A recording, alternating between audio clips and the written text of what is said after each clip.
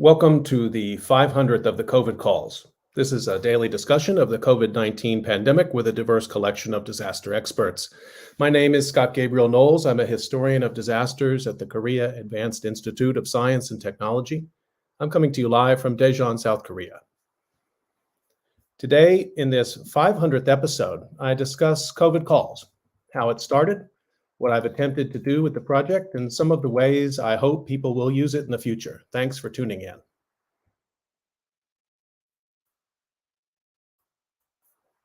Just a reminder, you can catch COVID calls live on Twitter and on the COVID calls YouTube channel. You can hear COVID calls anytime, recorded as podcasts on Spotify, iTunes, Podbean, or anywhere you get podcasts. You can also keep up with COVID calls via Twitter using the handle @US of Disaster or @COVID calls. Please help spread the word and send suggestions for future guests and future topics. As always, please feel free to suggest yourself as a future guest.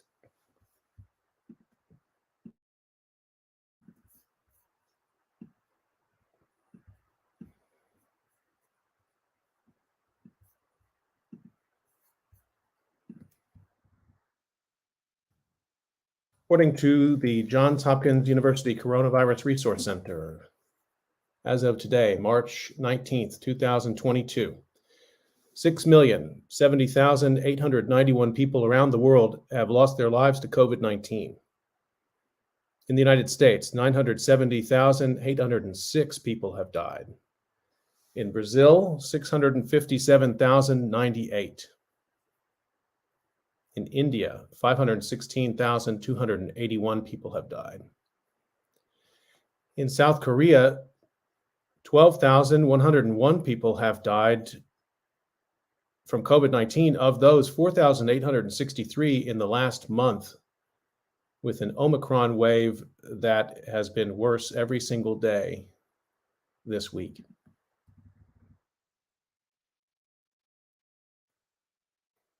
I've been reading an obituary or a story of advocacy for those impacted by the pandemic. I'd like to continue that reading now. The headline, Anna Mae Morris courageously fought to survive her battle with COVID-19. We prayed and we stayed by her side until her very last breath on Good Friday, April 2nd, 2021. She was 60 years old. This was written by Johnny J. and appeared April 11th, 2021 in Indian Country Today. Our beautiful mother, Anna Mae Morris, prayed and courageously fought to survive her battle with COVID-19.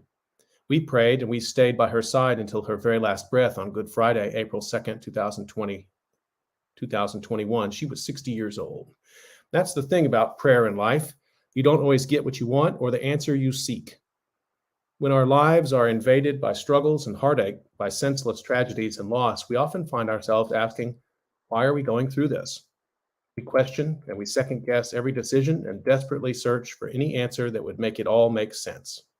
There are no good answers, no reasoning or solution that can take away the frustration, confusion, pain, and heartache that you feel when you lose your mother so senselessly.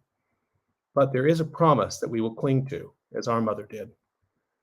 For I reckon that the sufferings of this present time are not worthy to be compared with the glory which shall be revealed in us. That's a quotation from Romans 8:18. God has promised that our darkest days, that every suffering and sorrow will not be in vain, but used to serve the purpose and glory of the kingdom of God. It was not our mother's time, and we were not ready to let her go, but we know that it was well with her soul, because her glory had been revealed as she was received into heaven. Anna was a beautifully complicated human being, born on March 19th, 1961. She was a fearless, funny, and beautiful Otoe, Missouri, and Choctaw woman. She was the epitome of small but mighty, a trailblazer, and an unconquerable woman of faith. During her time here on Earth, she wore many hats. She was a minister, singer, firefighter, security guard, aerobics instructor, manager, community health representative, and a vicious aggravation and Scrabble player. But all these roles paled in comparison to the role that revealed her true purpose and bliss, grandmother. Anna Mae Morris was survived by and will be forever remembered by her children, Johnny J., Josh Helt, Elijah Helt, and Remy Helt, Martin Baca, her best friend John Helt, her siblings Susan Ashtacobo, Michael Morris, Thomas McLaughlin, and her down south family, the Wesleys, her nephews and nieces, Mike Ashtacobo, Tara, Rudy Ashtacobo, Susie, Alan D. Ashtacobo Jr., David Morris Jr. Kelsey, Janet Whiteman, Claudetta M. Buttery, and her Otoe friend Tammy Fawfaw and family. Anna will forever be loved, missed, and fondly remembered by her true pride and joy, her grandchildren, Josh Helt, Thiago Gooby Helt, Lexi Baca, Emma Baca, Gracie Baca, Michaelan, and Michael Ashtacobo. She is also survived and loved by her extended family, friends, and tribal nations. She's preceded in death by her parents, the Reverend John and Claudette Morris, great-grandparents Johnny and Minnie Moore, brother David Morris, cousins Robert Gross Moore, Bruce Hess, brother-in-law, Alan Dale Ashtacobo Sr., and many beloved friends and family. A private service for immediate family was held on Wednesday, April 7th, 2021 at 7 p.m. at the Otoe Baptist Church in Red Rock, Oklahoma. A traditional feast was held at noon on Thursday, April 8th, 2021, and a private graveyard service was held for the family.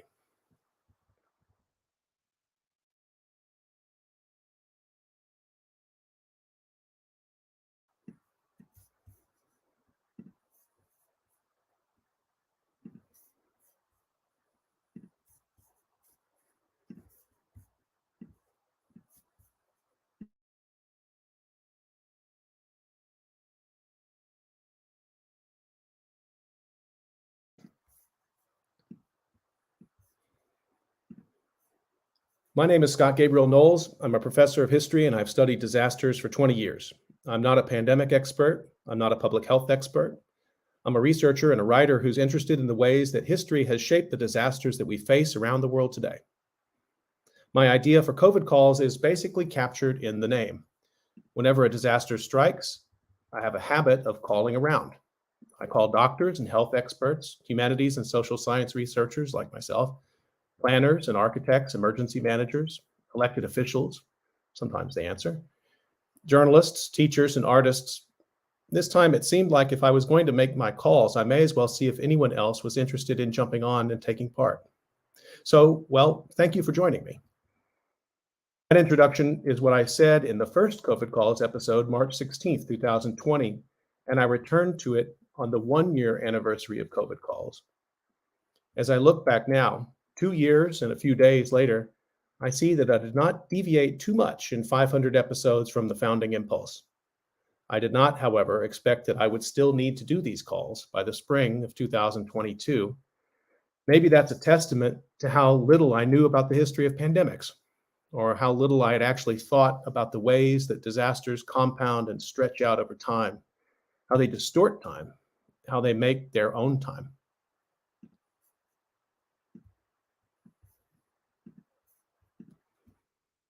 On that first day of COVID calls, March 16th, 2020, CBS News reported 88 deaths total in the United States due to COVID-19 and 7,100 deaths globally.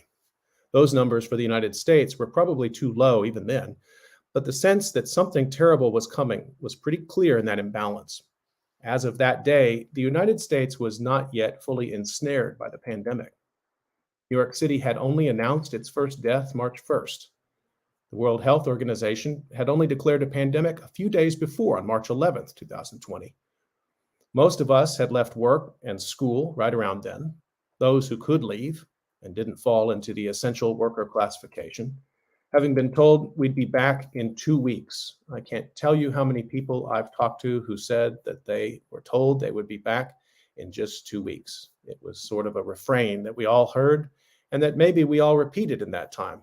Not necessarily because we believed it, but maybe it gave us some confidence that our world wasn't going to change as much as it actually has. In 2021, as I reflected back on my first year in the pandemic, I remembered that I had lots of things on my calendar for April and May of 2020. And I had summer research planned for Canada, Korea, and Japan.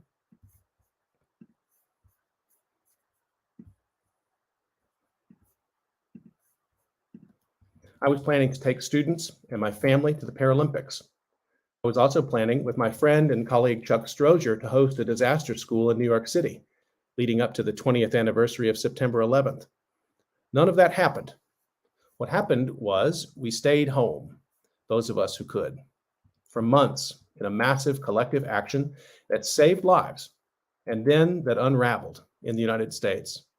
And then came the murders of Breonna Taylor and George Floyd and the protests and the economic crisis and on and on and on. And that only takes us to June of 2020.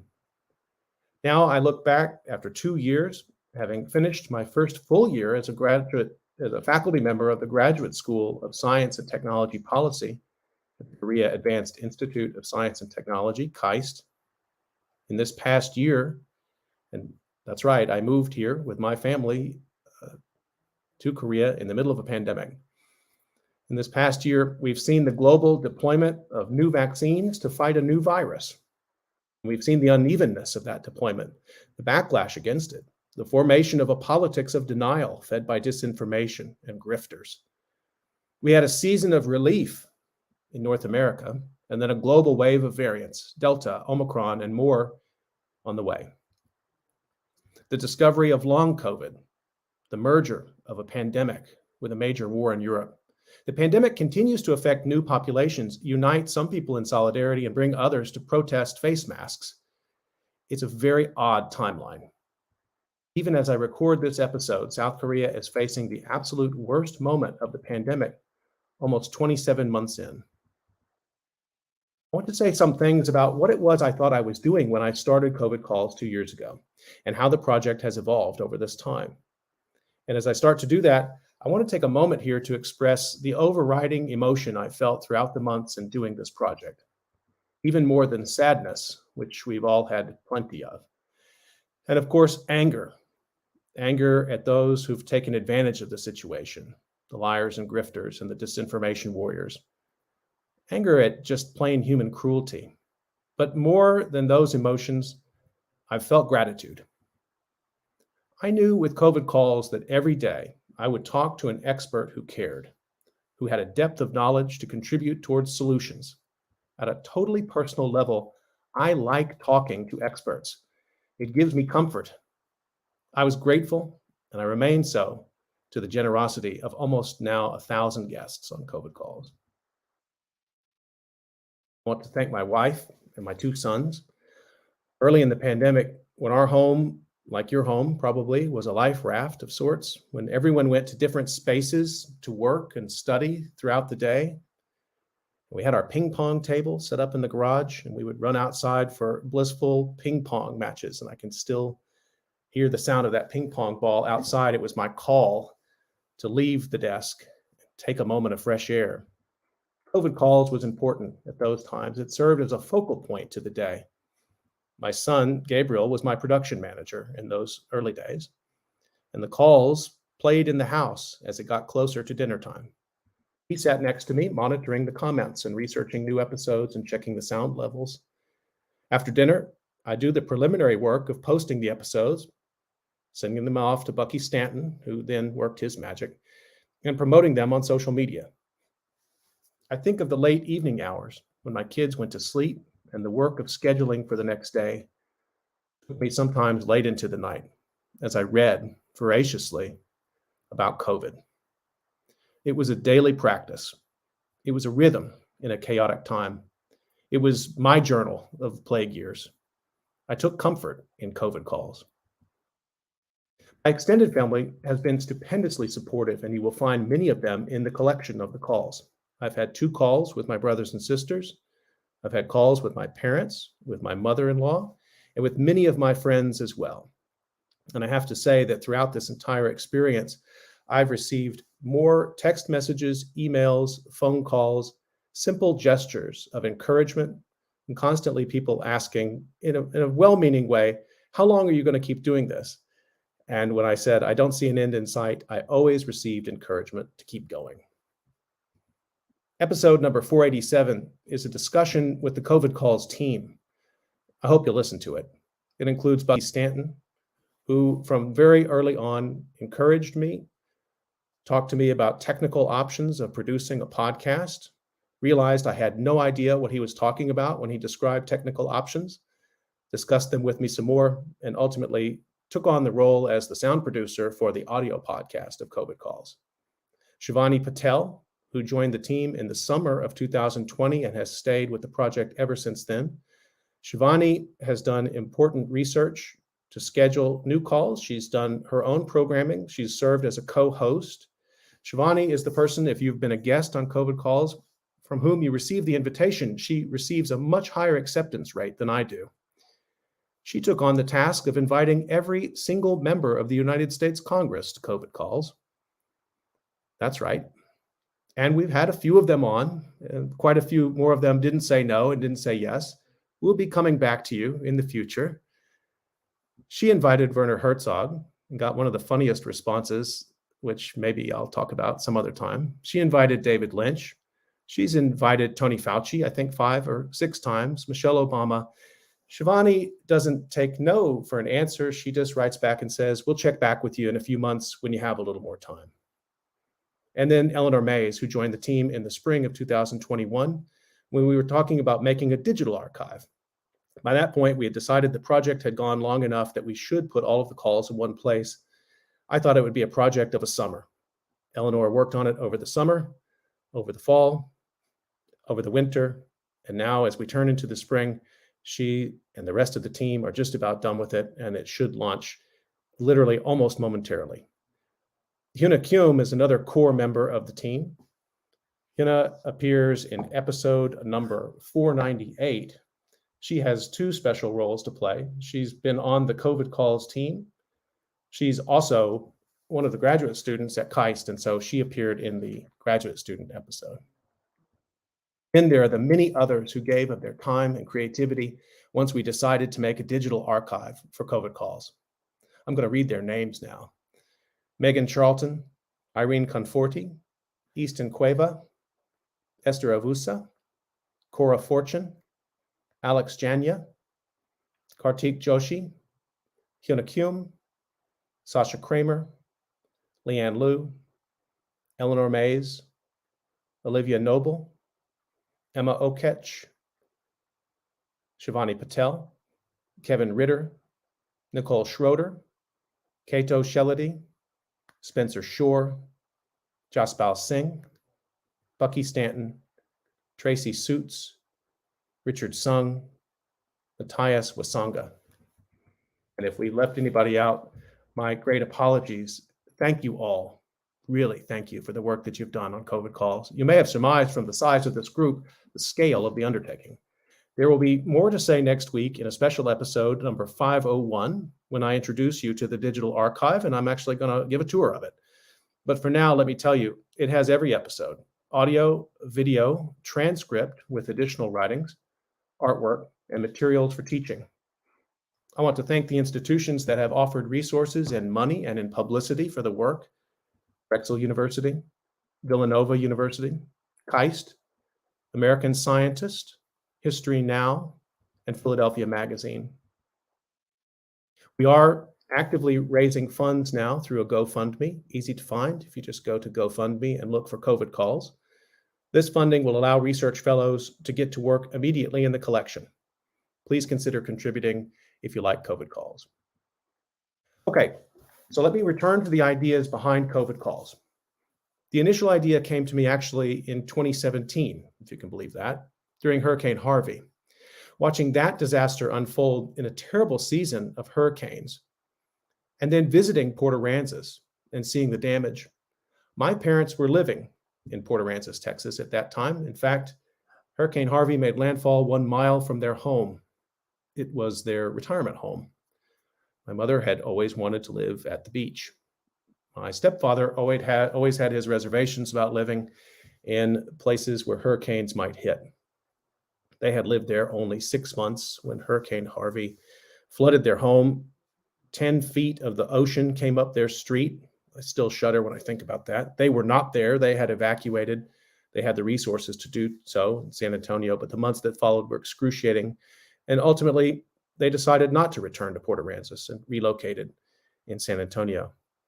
I made a visit after that hurricane with my colleague, anthropologist Kim Fortune, from whom I've learned so much. She's a tremendous mentor of mine and a huge supporter of COVID calls. And we went around the area with my parents. We met many people, including the mayor of Port Aransas. We had extraordinary interviews and discussions. And I remember thinking at that time, as the holidays came, that I really wished I had put those conversations up online. And then, in fact, I had done interviews with people who were involved with trying to understand Hurricane Irma and Hurricane Maria as well. I wish I'd made those part of the record because it was such a season of disaster. And I had that idea in mind that there was a real role to play, not just to collect the data, but to make the data available for journalists and other researchers. Social media was alive in that season of disasters, that season of Irma and Maria and Harvey, but it was too ephemeral. Great ideas were threaded and lost. So that was one idea. An earlier idea, an old idea actually, is the first wave of disaster reporting followed by disaster scholarship more generally. And we can see that going back into the 19th century if you're a historian of disasters. I'm a slow disaster researcher. That is to say, I look for the slow impacts of disaster over time. Those early, in the middle of things reports, news reports, journal entries, first takes by accomplished historians in many cases who are willing to write an account of a disaster in the middle of things or just after, they're incredibly valuable. They're gold. I didn't forget that I was influenced by also a special series of essays on Hurricane Katrina, sponsored by the Social Science Research Council, to whom I also want to give great thanks for support for COVID calls. And if you know this package of essays, it was published not long after Hurricane Katrina, and it had a mixture of very well-established researchers and very young career researchers from many, many different subfields and disciplines in the social sciences and humanities. It's a tremendous volume. It's given rise to an entire shelf of monographs, but having those essays available digitally to teach, to share, to extract from, to use in conversation and in journalism was incredibly impactful on me, but I didn't realize how much so until COVID started to unfold.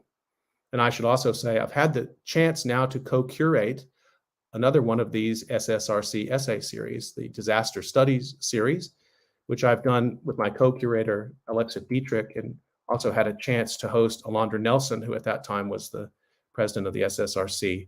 What a dream to get to work with SSRC. Thank you to them.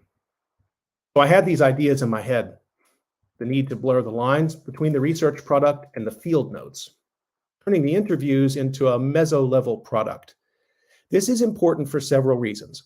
It captures details you will forget or shave away later as you make more formal academic products, if you're an academic like me.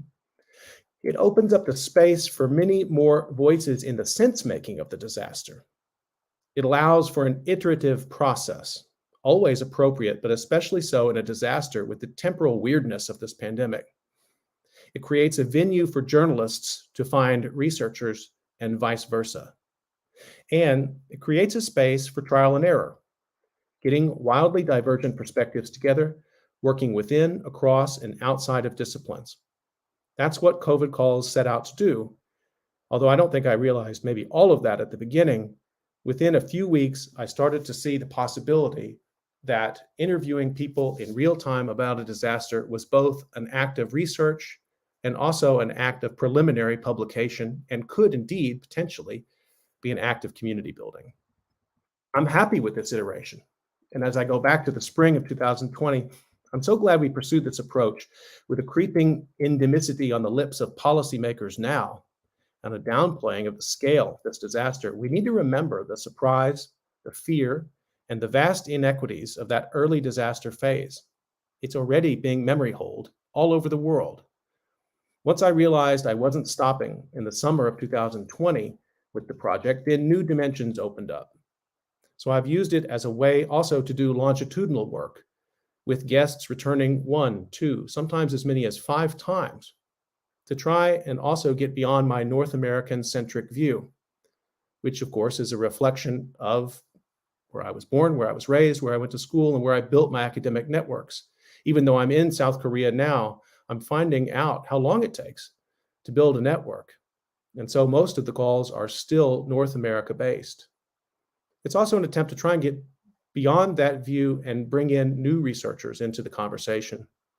Also talking in detail about teaching with K through 12 teachers, university teachers, and also teachers in informal settings, and to create a space where artists could present new work. That didn't come to me till a little bit later. And to invite guests like policymakers, I told you about that with Shivani, who were and are actively shaping the political context of the pandemic. These were not my early intentions. These were evolutions over time. I found guests through my network first. I invited every disaster researcher who I thought would have something to say about COVID. And that's, of course, very subjective because there's many more disaster researchers than I ever could have talked to. So I invited the ones whose work I knew the best or who I already personally knew. In order to put together a guest list in those first 2 or 3 weeks, I relied on people who I was pretty sure were going to say yes. Then, through extensive reading in media and the expert literature, I branched out. I used social media. I used suggestions given to me by others. There's sort of a set of concentric circles going out. My closest network, and then the extended network, sometimes just yelling out into the internet. I sent out a lot of tweets that said, if you know something about this topic, please get in touch, and you'd be surprised how many brilliant people I've met that way. It's not always terrible out there. Eventually, I invited those closest to me, which may seem counterintuitive, but it didn't occur to me until quite a bit later in the project that it might be worthwhile to talk on COVID calls to members of my own family and my friends. Let me say a little bit about the methodology. I'm trained as a historian. I'm happy in the archives.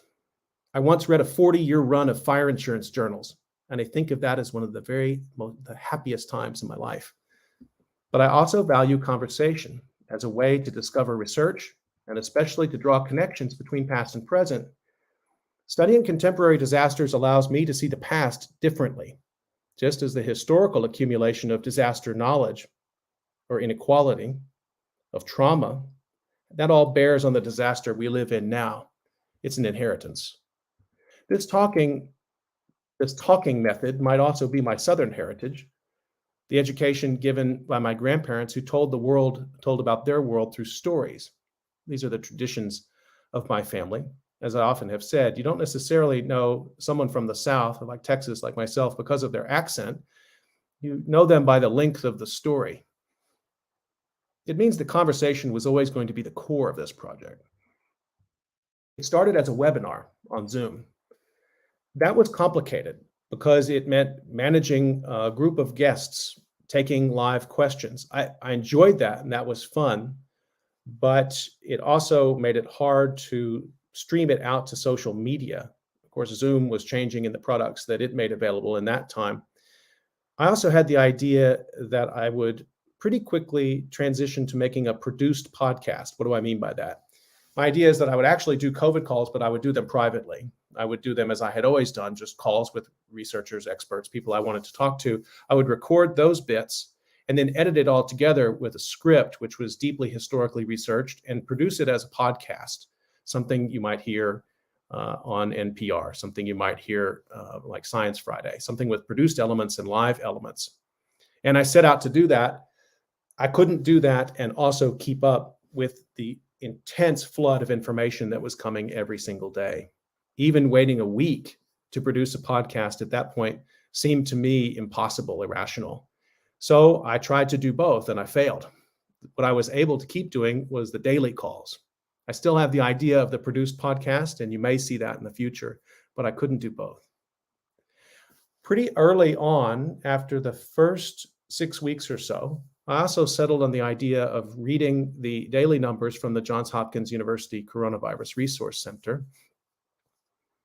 And pretty early on, I also knew that those numbers were inadequate to helping people sort of realize the disaster in its totality. So I picked up on a conversation that I had with disaster sociologist Lori Peek, who suggested reading obituaries, personal stories. And so I've done that ever since. And in fact, the obituaries, which I read at the top of the episode, they provide us with a life story, with information that we need to try to make sense of the topic of the day. I always tried to pair the topic of the obituary with the topic of the day. And I also found that guests really reacted to the obituaries, that it became a common point that we could talk about, and we often did throughout the episode. I decided in the winter of 2021 that we should do the digital archive, and that also meant producing the transcripts. Producing the transcript had been done haphazardly from the beginning, and by the end of 2020 and early 2021, that actually turned into the major work that the team members, the long list that I read you, they've been involved with. We produced the transcripts using AI, but then you have to go back laboriously and listen to the calls and check them against the transcript. The transcribers, the checkers, and also those who have helped produce the descriptions for COVID calls have put in hours and hours. And we've had team meetings, wonderful meetings where they've shared their experiences of listening to the calls, in many cases going off in their own directions to do their own research based on what they heard in the calls, and sharing ideas with me, which I have gladly brought back into the heart and soul of COVID calls and the topics that we have produced. So there has been some community building in this, a community of researchers that's worked on the calls. The transcripts to this point run to 5 million words. And I don't know what else to say about that, except that there's a lot in the collection. There have been multiple endpoints for COVID calls. At first, I thought I would end after 3 months. Like I said, that's what I had in my mind from the fall of 2017. And that would have taken me into just a little after the time that George Floyd was murdered. It was obvious that we couldn't stop COVID calls at that point. And then there was the return to school in the fall of 2020. And then there was the drive toward the vaccination and the election. And then people getting vaccinated in early 2021. And then I moved to Korea. And there was an ambition to try to internationalize the calls, which we've had some success with. Then let's have guest hosts. And as we got into the summer of 2021, the Delta variant and then the Omicron variant, you understand, it's been multiple disasters. It's been multiple pandemics. And even now, the fact that we've reached 500 episodes is not the end point. This is not the end of COVID calls. It's going to evolve into a different form, but I don't see any way that we can stop doing it. And in fact, as I've said to many people, and sometimes when I say this, they definitely look at me like they're worried about me, but I think this is important to think. Imagine if we had started a COVID calls after Hurricane Katrina, if one of the researchers close to that disaster had started there and kept that collection going all the way to now, or with September 11, or any of the many disasters, go back as far as you want. Imagine if we had a run of calls understanding the disaster as time passes through it and beyond it. I'm not saying how long I'm going to keep doing COVID calls, but I have no plan to stop anytime soon. Let me add this. In addition to listening, I wanted to say something. I wanted, and I do want, history to be a more activist discipline. I'm in the opinion box here. Not everyone agrees with this, but I believe there's a power for change. There's a power for good locked up in the accumulated works of disaster history, and too much of it goes to waste. Activism takes many forms. Teaching and discussion are powerful forms of action, especially when the topic is injustice, racism, ableism, ageism, the history of disaster, slow disaster, the accumulation of trauma over time. These things are activist histories, especially when history shows that different outcomes for this pandemic have been possible. When we can draw from history lessons to chart a just recovery from this disaster, history becomes activism. It should be. Let me add some additional context here. I've been able to take some professional risks.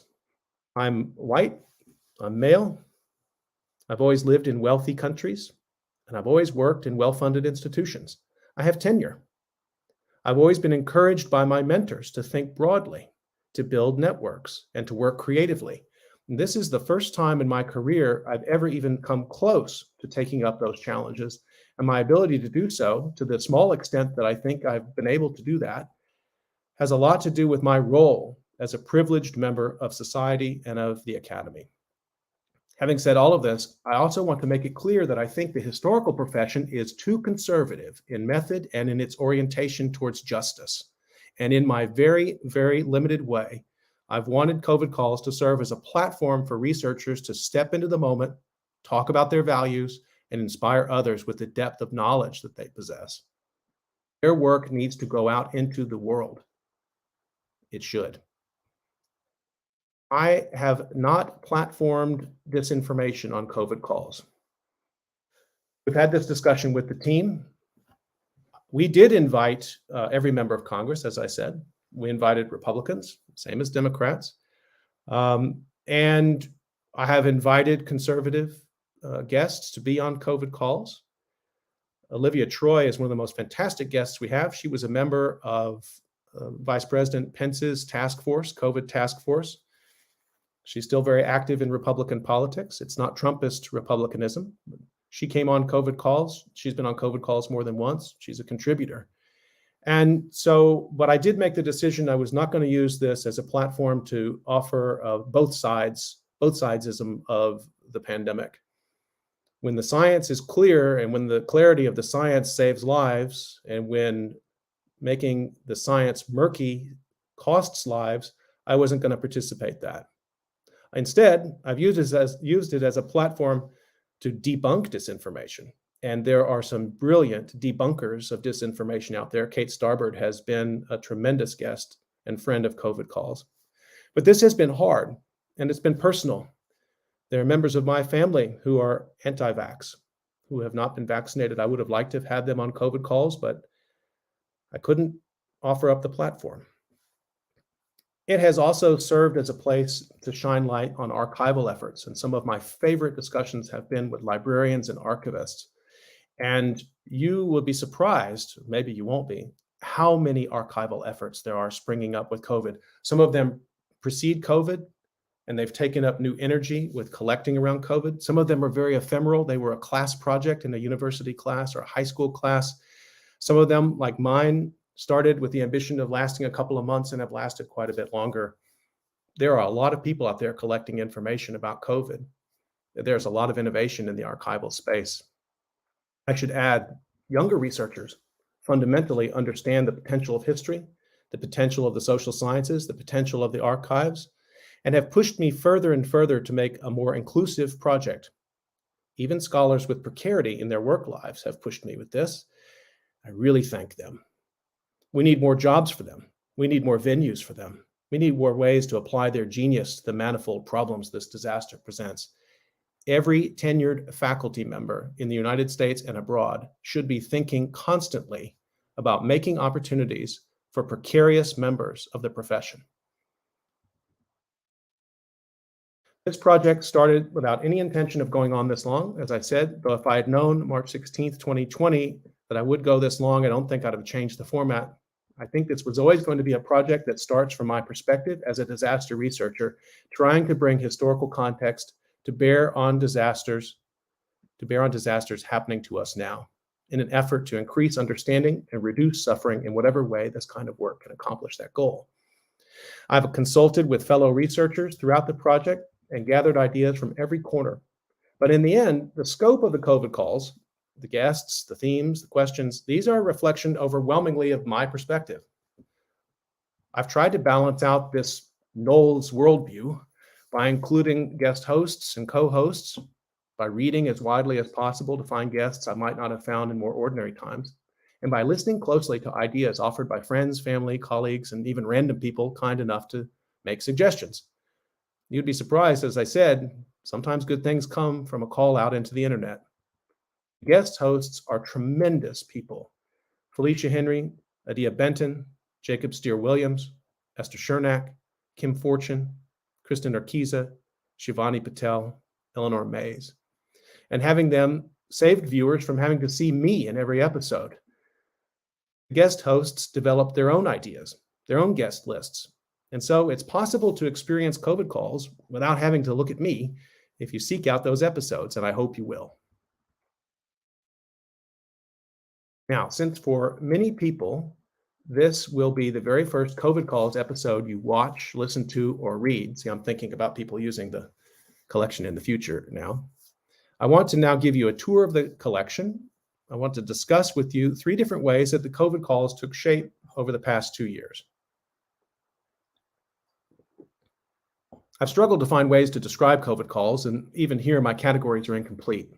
Just one attempt to group and explain the experience of talking with hundreds of guests coming from all walks of life in the midst of the worst pandemic in a century, the most profound and far-reaching new disaster of our lifetimes. When the digital archive launches, you will see we have 24 categories with which to organize the calls, and even that doesn't do justice to the complexity of the collection. Only in time, when people use the archive, and we have some distance from it, may we be able to see more clearly the key themes that emerge. But for now, here's how I want to organize my discussion for the rest of my time with you in episode 500. I'm going to introduce you to episodes with disaster researchers in one grouping. A second grouping, I'm going to introduce episodes with people who do not identify as disaster researchers. You might call these primary source episodes. And thirdly, episodes that cultivate community, memorial, and action. I'm going to show a few clips with each. This is a time when I'm going to be having to go back and forth between a few clips. I think we can do it relatively seamlessly on StreamYard. Thanks in advance for bearing with me, and I'm sure you'll enjoy the conversation that these clips provide. First is a space for disaster researchers. This is how we started with COVID calls, but I mean this very broadly. I have a big tent for disaster research. These are people in and out of academic settings, including government and NGOs and journalists, activists, people who've done extensive research in whatever medium and technique they use to situate disasters historically and in social contexts. The first clip I'm going to show comes from April 9th, 2020. This is episode 19. This is my discussion with Lori Peek, the director of the Natural Hazards Center of the University of Colorado Boulder.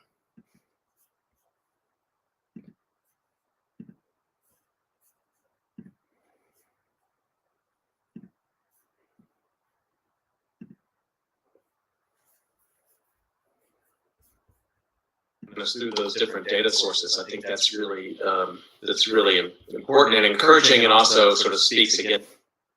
Through my online store alone, we've sold over $500,000 worth of spices. That's so crazy. Apologies that went from selling again to the importance of having some awareness of how these studies have been done in the past, so we don't feel like we're having to just start over again. So I want to ask you a connected question with that, because I feel like sometimes, not that social psychology and history are at odds, but I sometimes wonder how they work together. So when we talk about how humans do things, one way to talk about this backlash issue and the stigma issue is that's just what human beings do when they feel threatened.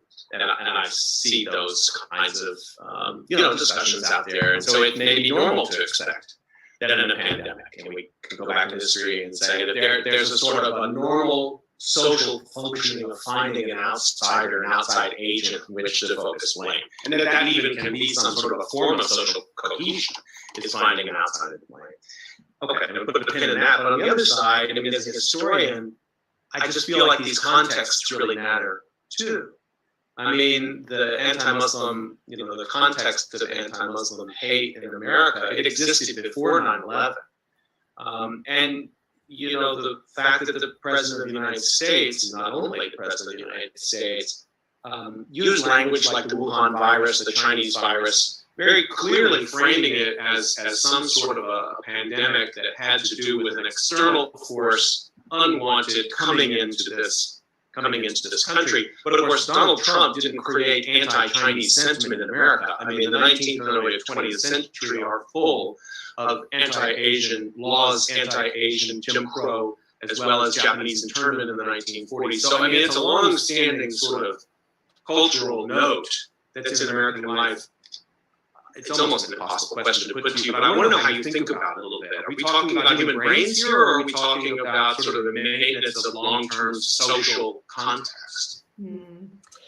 Well, Scott, this is why these sorts of cross-disciplinary collaborations are so important, because I think it's both and.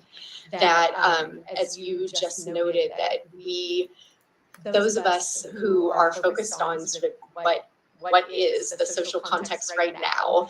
And historians help us to understand how we got to this point where we are. We need both of us working together, and what you're saying about how much the context matters. So in my in Behind the Backlash, I offer this model to try to help explain when we are most likely to see backlash violence in the aftermath of a disaster. Because interestingly, blame and scapegoating have received relatively little attention in the broader disaster literature, except for in sort of very specific disaster events and so forth. And so blame and scapegoating, I think, are sort of understudied, under-theorized. And so one of the things that I did in the book was I had this model of backlash violence. And the first characteristic in the model is related to understanding the pre-existing context. That you're absolutely right that anti-Muslim sentiment after 9/11 did not just come out of nowhere. It didn't happen when those towers, it wasn't generated from the towers falling. It was already existing.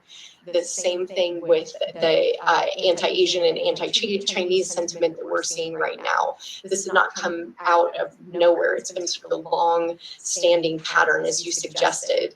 And for those reasons, I always tried to be really careful with the use of the word unprecedented, because it is true that after 9/11, for example, that spike, how big the spike was after 9/11 in backlash violence, that was unprecedented in terms of how large and how dramatic the spike was, but it was not unprecedented in terms of we saw similar spikes in backlash violence after the Oklahoma City bombings, when Arabs and Muslims were wrongly accused of committing crimes which were later revealed to be committed by two white men. We saw them after the 1993 World Trade Center bombings. There's just exactly what you're saying, that these, again, when we see these incidents of dramatic blame and scapegoating, there is oftentimes this long-standing pre-existing context that is informing what then plays out in the moment of disaster. I want to remind people that my guest today is Lori Peak from the Natural Hazard Center at the University of Colorado. And please do get your questions into the YouTube live chat. We can take those questions as we go. And then also a couple of tweets just saying how much they were enjoying the conversation, but also please get questions in on Twitter. Okay, so let's just stay in this vein a little bit, of sort of talking a bit about your previous work, but I want to talk now about Hurricane Katrina, because I know that's been a really sort of dominant subject in your research. And, Children of Katrina, this is a book that focuses on displacement. And in this context, low-income African Americans, women, have been the focus of much of that work.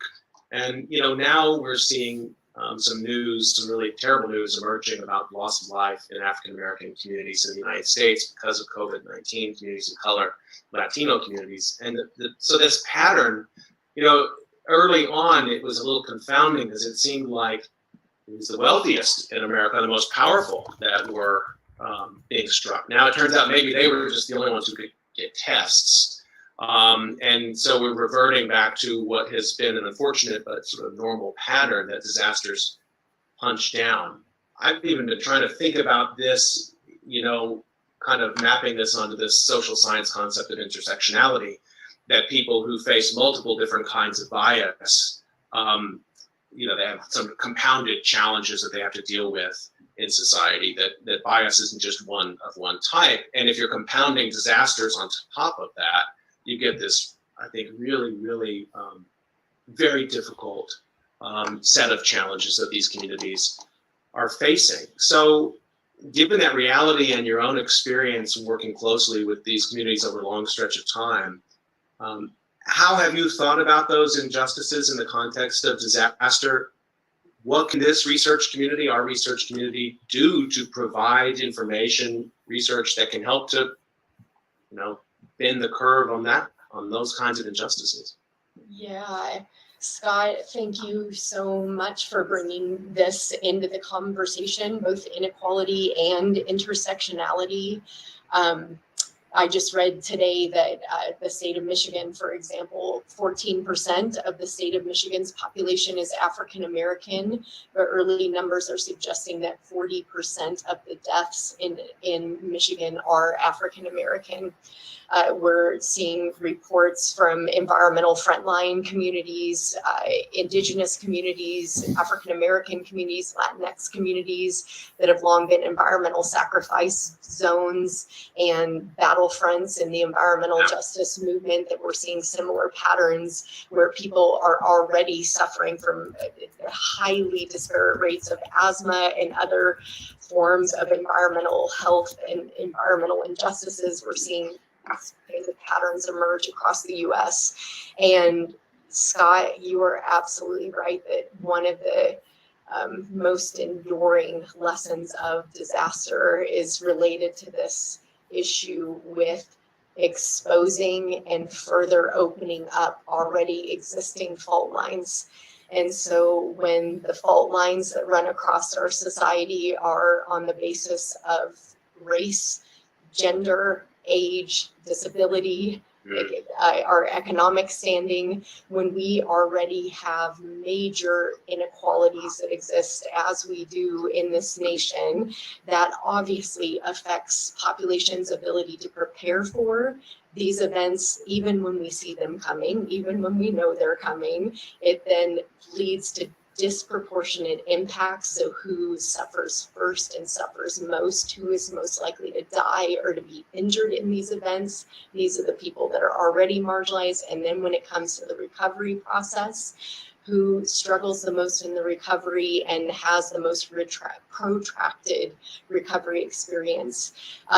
This again, we could fill an entire library and entire libraries at the DRC, at the University of Delaware, and at our library at the Hazard Center are full of studies that show how pre-existing vulnerabilities play out across the disaster life cycle. So I think that is one of the most clear and present areas of many areas where our scholarship in social sciences and disaster could really be further brought to bear in the response to this pandemic, so these injustices don't get only further deepened and more people don't suffer even further.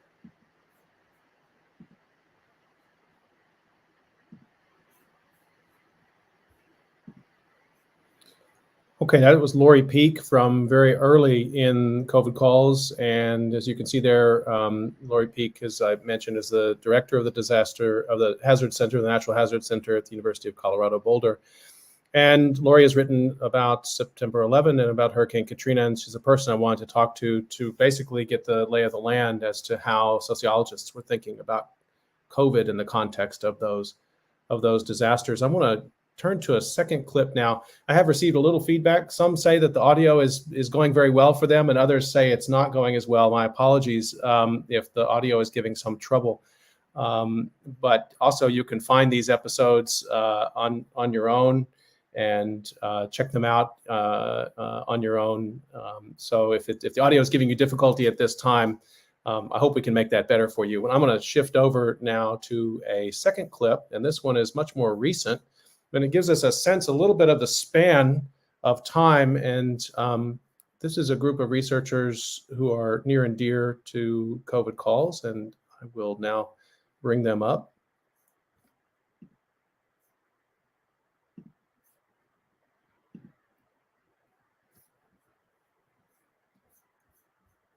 All right, so this clip I'm going to show now is episode number 406. This is from February 2nd of this year.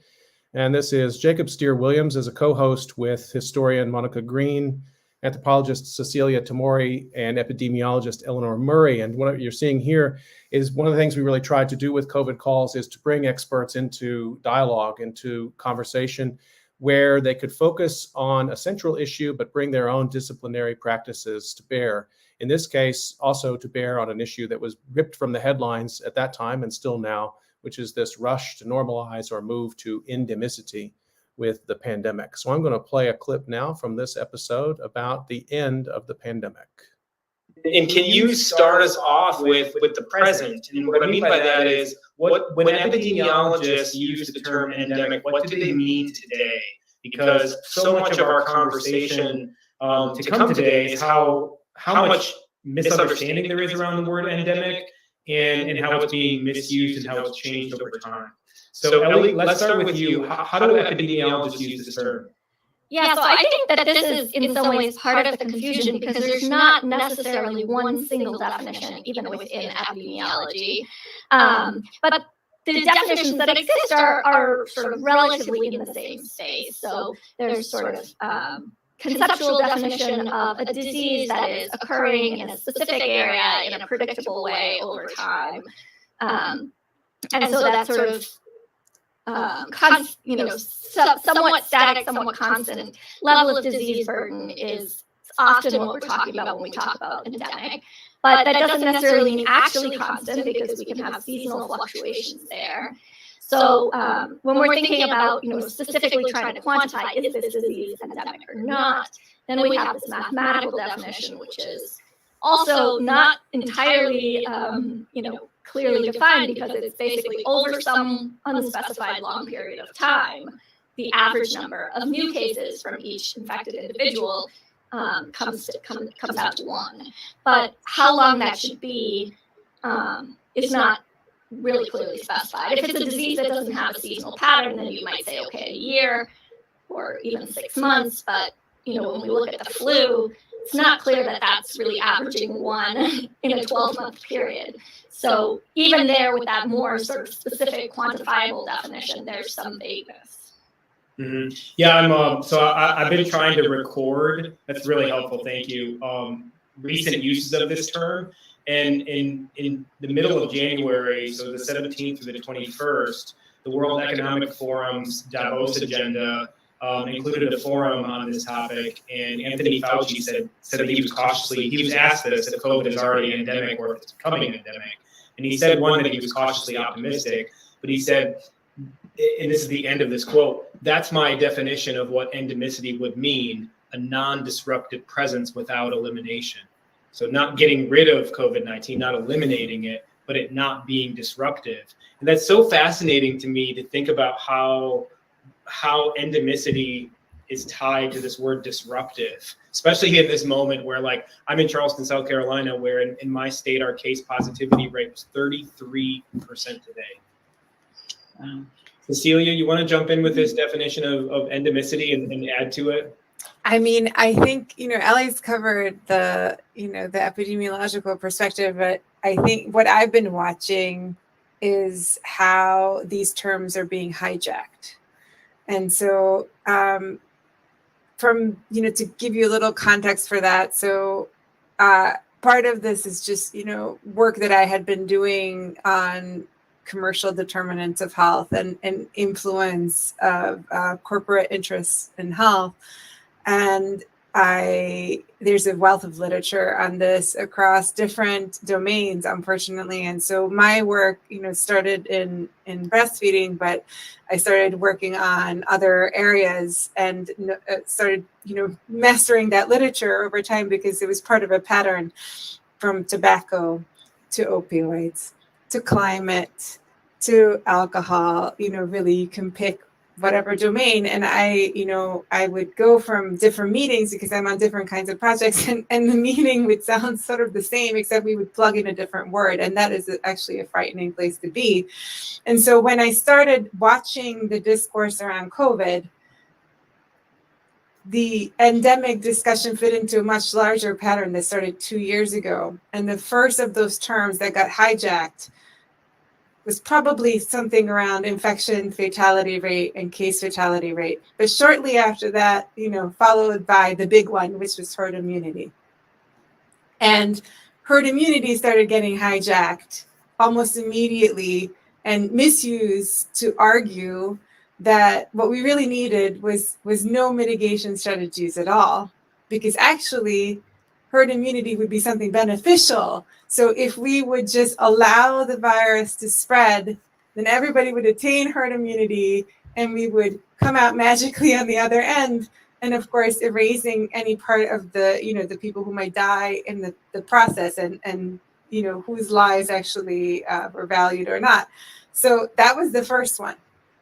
that hit on a much larger scale in the public as well. And then there were several others. And I think endemicity has joined that rather illustrious and very unpleasant group of terms that are not about the actual scientific construct at all, but about what they are being used to do and what they are being used to accomplish, which is essentially, we do not need any mitigation measures because here we are. Endemicity is great. And you probably have noticed there's a couple of articles that explicitly make that argument where they link it to the end of the pandemic. Endemicity, endemic, is this the end of the pandemic? I believe that was in the BBC. So I think that is really what that's what I think we're really talking about here.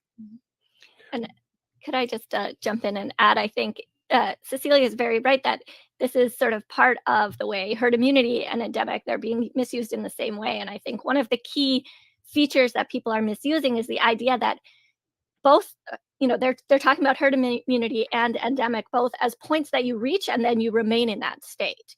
Whereas really in a trajectory of a disease over time, that can just describe an instant and you can come in and out of those different states. And I think that is completely gone from the conversation around the way people are talking about it. Mm-hmm. Monica, let's bring you in a comment on anything that Ellie or Cecilia have said, and then let's also talk about sort of laying some historical groundwork for this, disease in the past becoming endemic, and what are the social factors that have caused that? Well, the big thing that has been important for me getting in dialogue with the public health people is we have yet to pin down when this new epidemiological and mathematical definition of endemicity occurred. And I think that's a big void in the public conversation right now.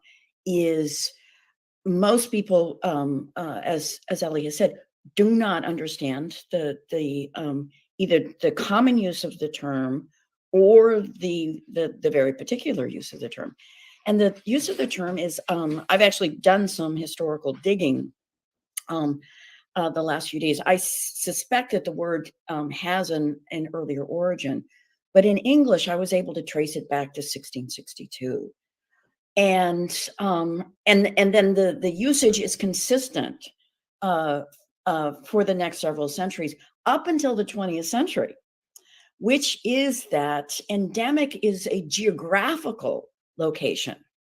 It indicates that this is a disease that is characteristic of a certain region. And so this builds on a very ancient notion that we see in the Hippocratic text, Airs, Waters, Places, where itinerant practitioners would go around different places around the Mediterranean and say, okay, in this place, people tend to have this disease. And in this place, people tend to have this disease. And so when the word endemic is being used, it's to talk about this same phenomenon. So one of the examples that many people will probably recognize is goiter. So goiter, as we understand now, is a deficiency of iodine in the diet. And one of the earliest French dictionaries, medical dictionaries, that I looked at today said, oh yes, and the people in this canton in Switzerland typically have goiter. And we would say, okay, there's a group of people that are distant from the ocean and do not regularly have fish in their diet and aren't getting enough iodine. So that's the way endemic has always been used. The situation right now is we're talking about a global disease. We're talking about Omicron that moved around the entire world, and we're still trying to figure out the timeline of it, but it moved around the entire world basically in about a month's time. So what does a geographic delimiter in that traditional sense, how does that apply to a global population where there is never a cessation of transmission? And the other thing to point out about with the goiter example is that endemic can be used for nutritional conditions, not simply infectious diseases. So it has a much wider range in that traditional usage. And so we really need a lot more clarity. It's being used very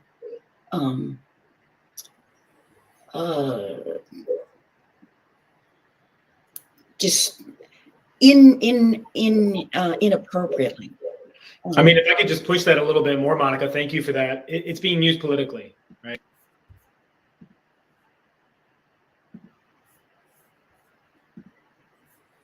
Okay, so that's a clip from what to me was an astoundingly rich conversation with Jacob Steer Williams, Monica Green, Cecilia Tamori, and Eleanor Murray. I think I've solved my sound issues. I'm sorry, I had to turn it down a little bit there. And when I show YouTube clips, I'll do my best to intercept the ads.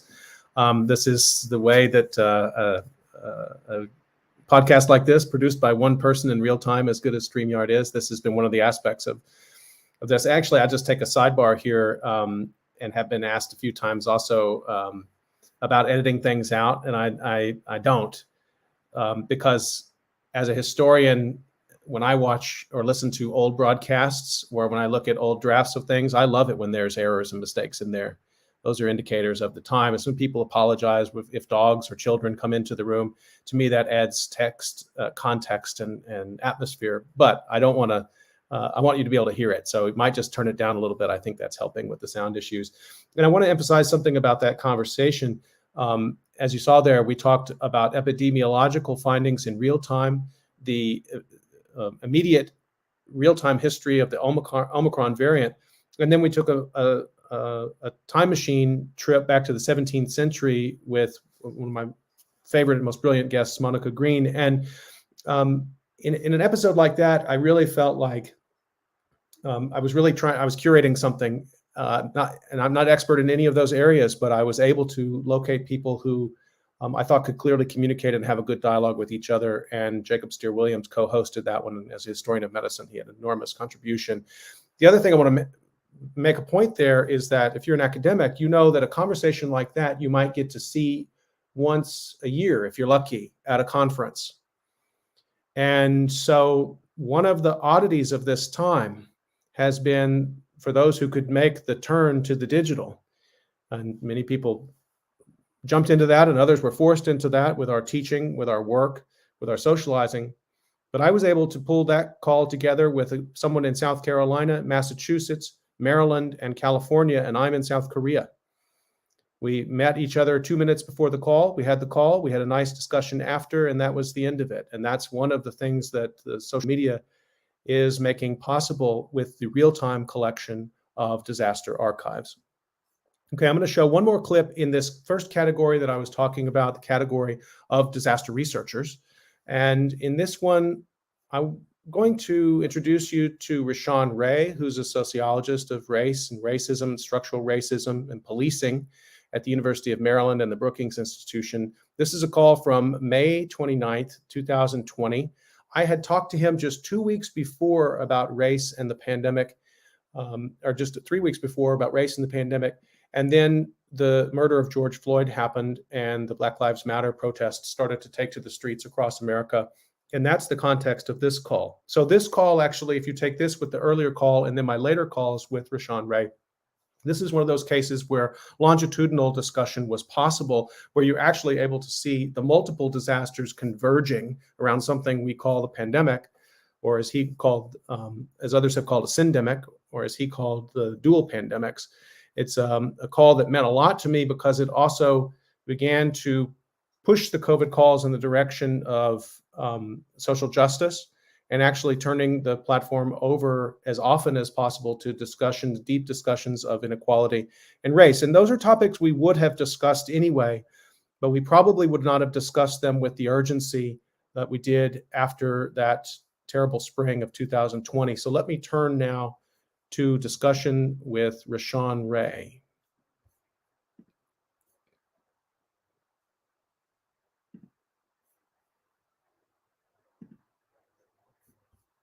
Based on what she knows about how society reacts to our advice. Our last discussion, the Ahmaud Arbery murder had just happened, and that wasn't that long ago. And now we have this George Floyd murder. So from your perspective, how are you describing, how are you making sense of what you're seeing in Minneapolis right now? I know it's a moving news target, but give me your take on what we should be seeing right now.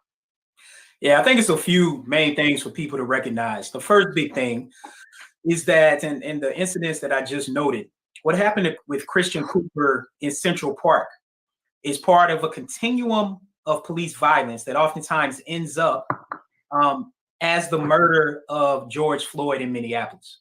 And what I mean by that is what happened in Central Park is that Amy Cooper played what we call the damsel in distress racial trope, which is older than the birth of a nation, the actual birth of our country, as well as the movie and the book. And what she knew was that her calling the police, acting as if Christian Cooper was a Black man, graduate of Harvard, former editor at Marvel Studios, that her saying that he was threatening her, that he was physically hurting her, will prompt a response from the police that would lead to people being more likely to believe her. So she knew that believability and culpability were on her side. And people know that those type of incidents oftentimes start in ways that the George Floyd incident ends with. So it's important for people to realize this is a continuum that people see. Like the officer involved killings that we highlight with George Floyd oftentimes start with the incidents we've seen in Central Park, and there are more of them. Second thing for people to recognize, with that being said, as bad as things feel right now with COVID-19, with these incidents laced and raced, with cities like Minneapolis burning, police precincts being burned to the ground. And I should note that on the ground, Minneapolis, and I've studied this with my colleagues Dana Fisher and Don Dow, that in Minneapolis, the crowd, if you look at it, was much more racially diverse than crowds that we've seen previously, whether that be anti-lockdown protests or whether that be marches and protests against police brutality. So people who were enacting property damage, because it's also important to know that no one really got hurt during these particular incidents. I mean, there was property damage, large scale property damage, but we didn't see anyone get hurt. So with that being said, the speed by which Minneapolis fired those 4 police officers and brought charges to the officer who had his knee on George Floyd's neck is unprecedented. 5 years ago, when Marilyn Mosby stood in Baltimore and charged the officers who were involved with the killing of Freddie Gray with criminal charges, that was unprecedented. We fast forward nearly 5 years today, and we have it happening again as the officer who had his knee on George Floyd's neck was charged with third-degree murder. Final thing that's important for people to recognize is that officers being charged with police misconduct is very rare. Officers being convicted is even more rare. So what Minneapolis wanted to do, because they know with Philando Castile that the officer got off, there were no convictions with Philando Castile, even though all of us seen what happened. So from the state level in Minnesota and all the way down to Minneapolis, they wanted to make sure that they had evidence that they could convict on, which is why I think that they came up with the charge of third-degree murder rather than first or second-degree murder. So you think that indicates that from that perspective, I mean, it seems fast, but it could have been faster. So there was some legal process going on of making sure, I mean, their strategy is really to get a conviction. Without a doubt. I mean, I think most district attorneys bring forth charges to aiming to get a conviction. With that being said, though, sometimes there is some political posturing there that, okay, we're going to charge this person with first or second degree murder, knowing that it can't happen. And there are a couple of state statutes and laws that people should bear in mind. The first big one, and I'm unsure about Minnesota, but just across the board, across states, there are typically 2 main patterns. Either one, with charges, there's a step down process. So you charge a person with first degree murder, you can actually reduce it down to second. There are other states that don't allow for that step down. So in other words, if you charge them for first degree murder or second degree murder, if it wasn't premeditated, then that means you don't have a step down. You can't go down to more charges. So they brought forth third degree murder and an additional main charge. That's important for people to know because Minnesota is thinking about their state laws. The second thing that people have to bear in mind is that police officers are highly protected by the law and they are highly protected by the Fraternal Order of Police. I think unions are great, but the fraternal order police oftentimes operates in a very different way than other unions.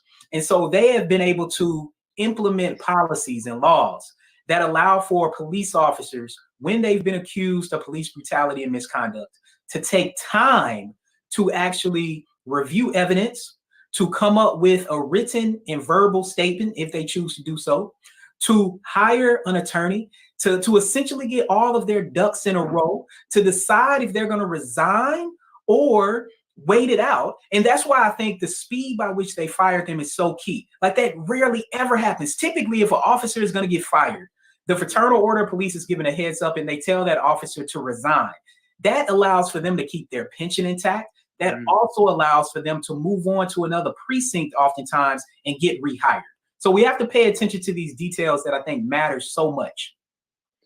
Thank you for bringing those really crucial contexts to understand sort of what's been happening very fast. And let's bring this in the context now of this pandemic. So here we have a situation with maximum national distress, maximum urban distress and concern. I mean, people have been in lockdown, they've lost jobs, they have financial insecurity, all of the, we couldn't imagine a worse time. And on Monday, we're talking about disasters that come together. The idea there was to talk about hurricanes and the pandemic. But, I had this, it occurred to me that the one thing we could have counted on is that there would be an incident of racial violence amid the pandemic.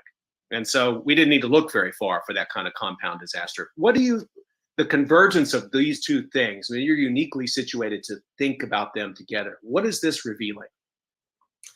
It's interesting. I think Don Lemon on CNN highlighted it very well. He said that we're dealing with two pandemics. We're dealing with COVID-19 and we're dealing with racism. And the way I've been describing it is that in the United States, we have a series of epidemics within the pandemic. But it could be argued that the most fundamental pandemic that the United States and the world, as we think about not just enslavement in the United States or in the Caribbean, but also colonization on the continent of Africa, that racism is the big pandemic that we have to deal with. And when we think about COVID-19, some of the disparities that exist in COVID-19, and we've talked about those, you've highlighted those. I mean, the fact that Blacks represent about they're about 2 or 3 times more likely to die from COVID-19 than whites. That statistic actually parallels the policing statistic, which is the fact that Blacks are 3.5 times more likely than whites to be killed by police when they're not attacking, nor when they have a weapon. Black teenagers are 21 times more likely than white teenagers to be killed by the police. A Black person is killed every 40 hours by a law enforcement officer in the United States. And that comes up with 1 out of every 1,000 Black people will die due to police violence. And I think as we think about the founding of our society and how people like to highlight the officers in Minneapolis as being bad apples, one thing I know from studying policing for a decade and studying health disparities is that bad apples come from rotten trees.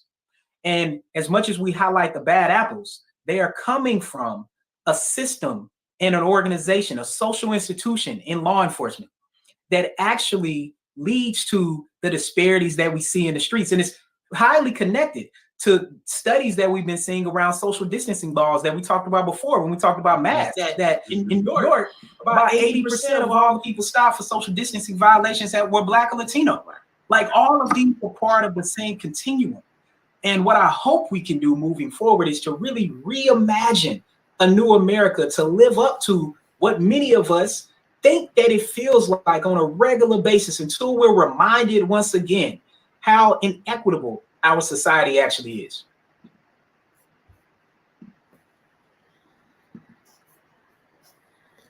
That was Rashawn Ray, sociologist, and he was that was episode number 55 of COVID Calls, May 29th, 2020. That conversation had a profound impact on me. And as I shared earlier, I'm a big believer, I'm not so cynical to think that we can't still actually have our minds changed by a single conversation. And I knew Rashawn's work some, and then I got to know it a lot better. and had a chance to do some writing with him since then, and had him as a guest speaker at Drexel University. This was one of those calls that changed my career, changed my life. I don't think I've told him that, but his clarity, his generosity, his total skill as a teacher coming through, as you can see in that call.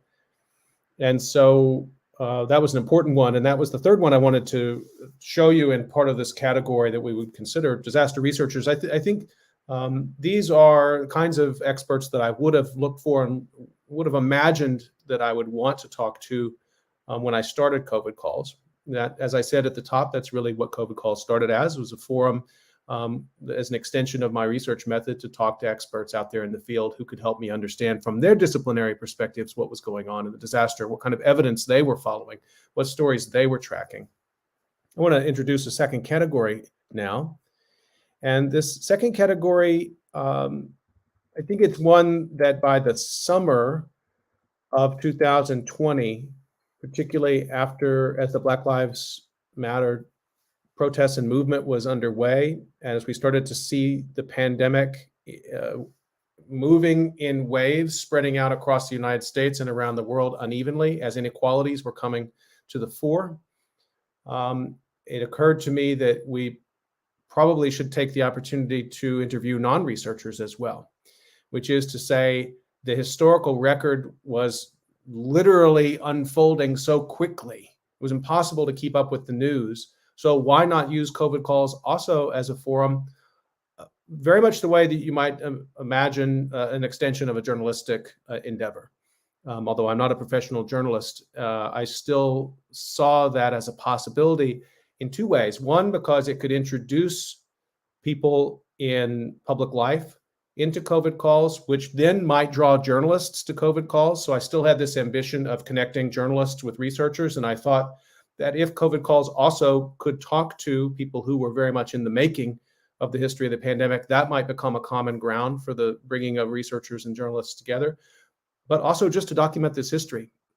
Even though this story has been the lead story around the world for 2 years, we only know it in a very hazy, gauzy way. And so I just followed my intuition to interview people who I thought were important to have their perspective, even if they were not traditional disaster researchers. And I want to give an example of that. Now I'm going to show a clip.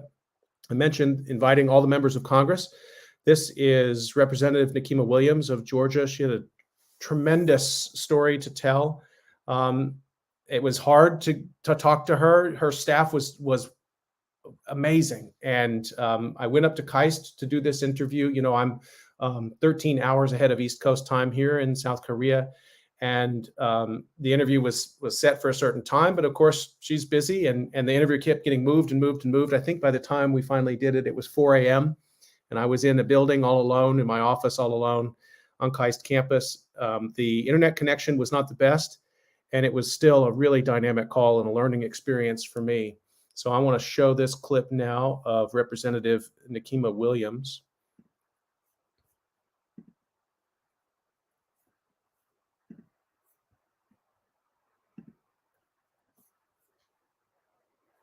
This comes from March 29th, 2021, just a little over a year ago. College in Talladega, Alabama. Congresswoman Nikema Williams, thank you so much for joining me on COVID Calls today.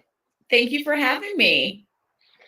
I'd like to start the way I usually do, just to find out where you're calling in from and what the pandemic situation is there today.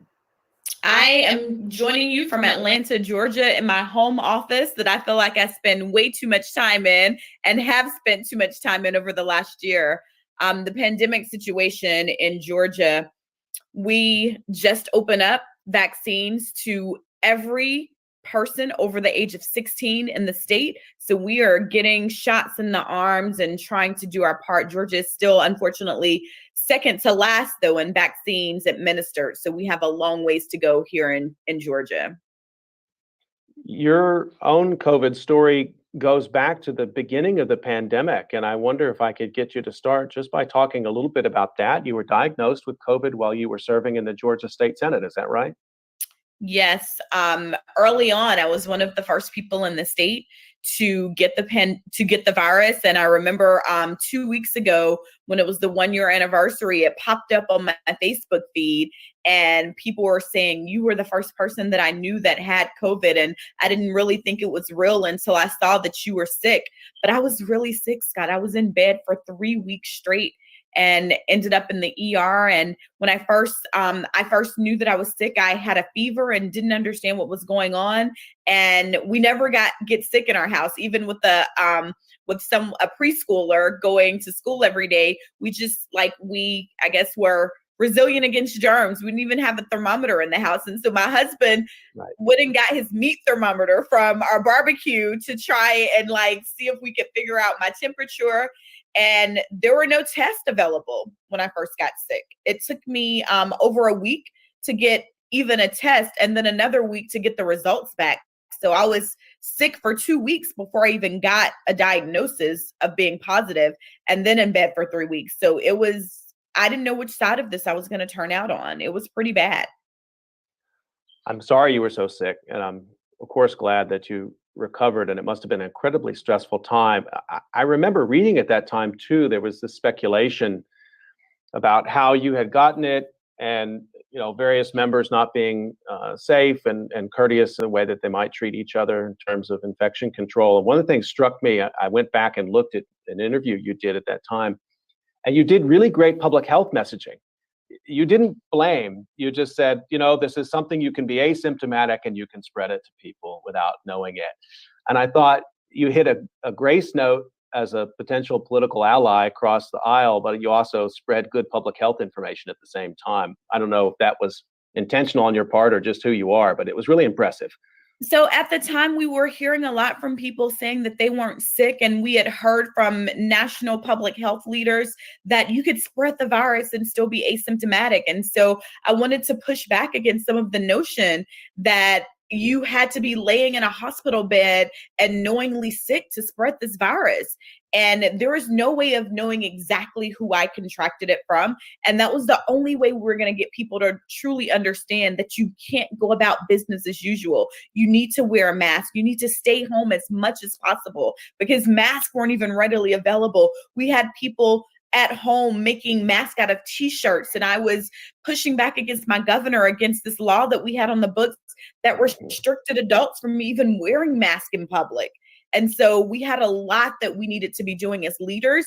And oftentimes as leaders, you have to step out of the comfort zone of what you want to do, what you're doing at home personally, and make sure that you're setting forth a good path for the rest of the country. I want to maybe just talk to you a little bit now about what the first few weeks of this year were like. You gave an interview to the Washington Post recently. And you said this remarkable line, I just want to quote. You said, as a new member of Congress, you've been a member for 3 Wednesdays. The first Wednesday, we had an insurrection and an attack on the U.S. Capitol. The second Wednesday, we had a vote to impeach the president. And my third Wednesday in Congress, I was there witnessing the inauguration and the transfer of power. That is really extraordinary. And I want to start with the first part of that. Maybe you can talk a little bit about your January 6th experience. So, and Scott, that next Wednesday, my husband told me, he said, Nakeem, I'm going to need your Wednesday to be, the highlight of the day is I got a bagel in the Longworth snack bar. I don't need you to have any more big dramatic days, right now. But that day, January 6th, my husband and my 5-year-old son were still in town because I'd just gotten sworn in 3 days before, and it was a big deal for our family. And I moved into my new apartment right in Navy Yard. And I told my husband that morning because we've been advised to get to the Capitol early because they were expecting protests. But it was so that we could avoid the traffic and the delays in getting there. And we got there early. He dropped me off because I don't have a car in DC. And I went in and I told him, I was like, well, once I get inside of the building, I'll be fine because this is one of the safest places in the country. And that couldn't have been further from the truth. I'd been up all night the night before because Georgia's 2 Senate seats had just been called. And I've been doing press throughout the middle of the night. And so I was still watching election results. And I was an elector. I was one of the 16 electors in the state of Georgia. And so I was getting ready for my very first floor speech as a member of Congress to go down and defend the 16 electoral college votes from Georgia, because Georgia was anticipated to be one of the states that was going to be contested. And so I had my remarks ready, and I was preparing myself, a little nervous because I'm a new member of Congress. I'm only 3 days in, and I'm going to be speaking on the floor against something this big. And I never got that moment to go down to the floor because of COVID. Members stay in their offices until votes are called. And so we were told at the end of the Arizona objection, the members from Georgia should come down to the floor to get ready for the Georgia objection. So I was sitting in my office and getting myself prepared to walk down, which I still didn't even really know how to get through the tunnels and on the floor of the Capitol without a staff member taking me. And I was watching TV, and my husband called me and he said, "Nikema, something is going on. They just removed the speaker from the chamber." And I still didn't understand the magnitude of it. And I started getting updates on Twitter. And then I realized that the United States Capitol had been breached. We were under attack. I could hear the sirens, and we closed our blinds in our office and turned off the location services on our phone so that nobody could find us. Media started coming through, asking me if I could do interviews and where was I. And it was a scary moment. And that evening was even scarier because we continued the work. We got done about 4 a.m. because we didn't allow a domestic terrorist attack to stop us from our constitutional duty of certifying the electoral college votes. But that next day, in talking with my son, my 5-year-old son, Carter, he had been watching some of the news coverage as my husband was trying to figure out if I was okay. And he said, "Mommy, are we safe?" And I tried to assure him that we were safe because my apartment is not on a ground level. And he said, "But the bad guys can climb the building. Can't they get up here where we are?" And so it's been quite the experience of trying to make sure that my son understands that he's safe at home. But after that, I now have 24-hour security right now in my driveway because I've gotten so many threats, and it's still not safe to serve as a member of Congress in this country.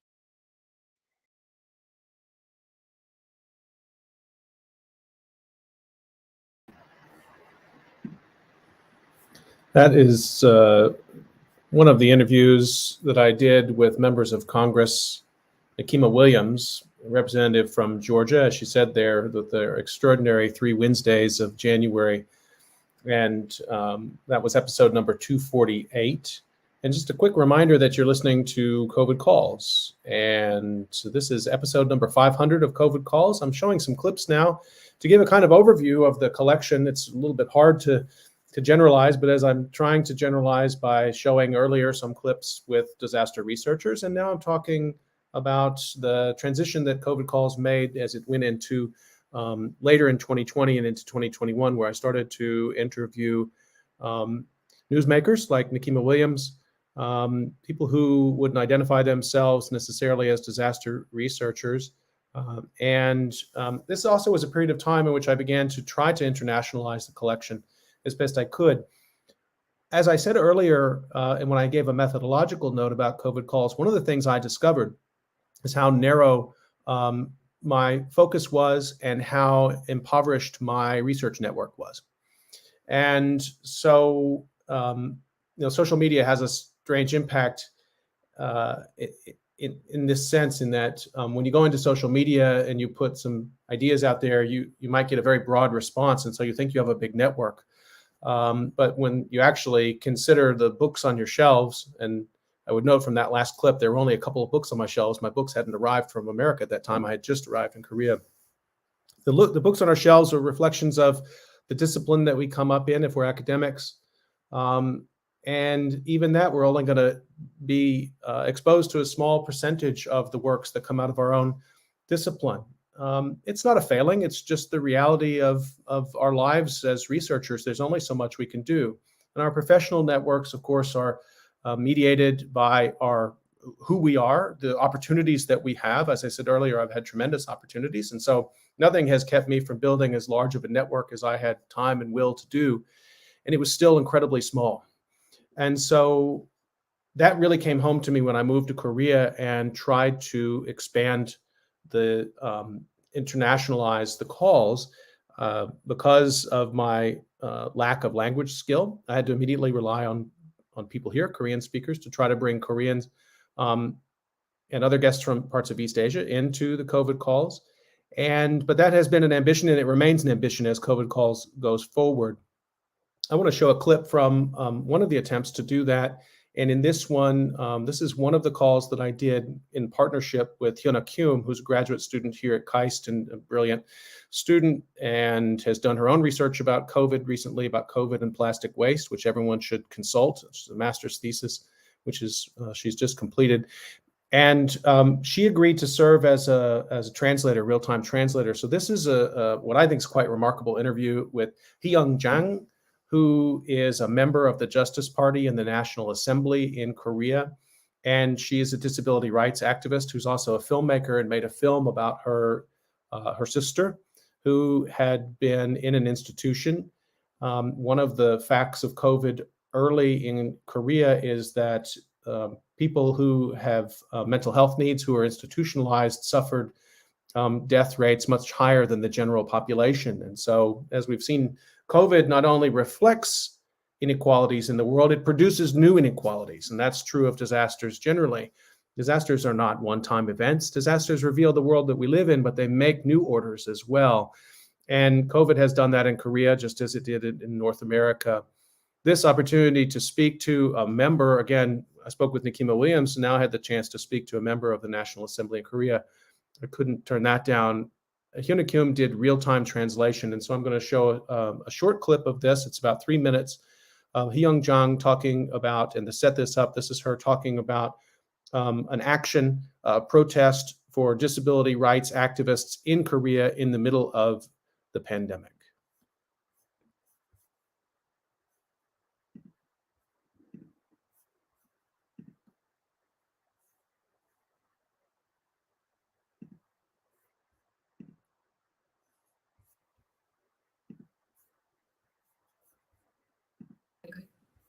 일단 이제 잡고 있는 줄을 왜 잡고 있냐면 경찰이 이 시위를 에워싸고 조금만 방역 수칙을 어기면 해산시키겠다 이런 식으로 압박을 했었어요. 그래서 이 방역 수칙을 잘 지키고 있다는 것을 알려주기 위해서 그 거리를 잡을 수 있는 저 줄을 잡고 이렇게 서울 시내를 정말 횡단을 한 거죠.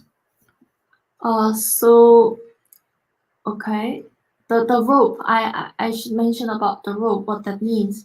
The reason why they're having the rope in their hands is that police were around them to actually break out the rally if or once they break the distancing measure to distance 1 meter. But then they wanted to make sure that they're sticking to the 1 meter distance, and actually they're crossing the Seoul across. I see. I'm just going to scroll down and show a few more of the photos, if that's okay. And if any time she wants to add commentary, it's very welcome. 그래서 지금 이제 문재인 정부가 출범을 할 때 공약 사항 중에서 이제 탈시설을 포함한 굉장히 중요한 장애인 정책들을 이제 이행하겠다는 게 있었는데 이제 그것들이 제대로 지켜지지 않았어요. 이제 그랬기 때문에 이에 대한 문제 제기를 하기 위해서 이제 전국에 있는 장애인 인권 단체들이 서울에 집결해서 이제 그 문제를 해결을 촉구를 이제 정부에 하는 상황이었고 이제 보건 정책을 정하는 것은 보건복지부이지만 예산을 다루는 것은 또 이제 기획재정위원회라고 기획재정부이기 때문에 이제 보건복지부도 호명을 하고 마지막에는 이제 기재부를 호명하는 굉장히 전략적인 시위였다라고 말씀을 드리겠습니다. 그리고 저기 나와 계신 분들 중에는 탈시설 당사자분들도 여러 분 계세요. So the reason why they're up there, gathered from all around the nations and then gathered up there in Seoul, in the midst of Seoul, is that at the first of Moon's administration in Korea, there were pledges promising that we will achieve the deinstitutionalization, but then it was not really achieved. So people, many kind of disability justice activist groups were gathered there. And then it was really strategic movement because they were also calling for changes, not only the Ministry of Health and Welfare, but also the Ministry of Strategy and Finance, because the actual budget to support the deinstitutionalization might come from the Ministry of Strategy and Finance. So we can see how strategic and how active those people gathered around were.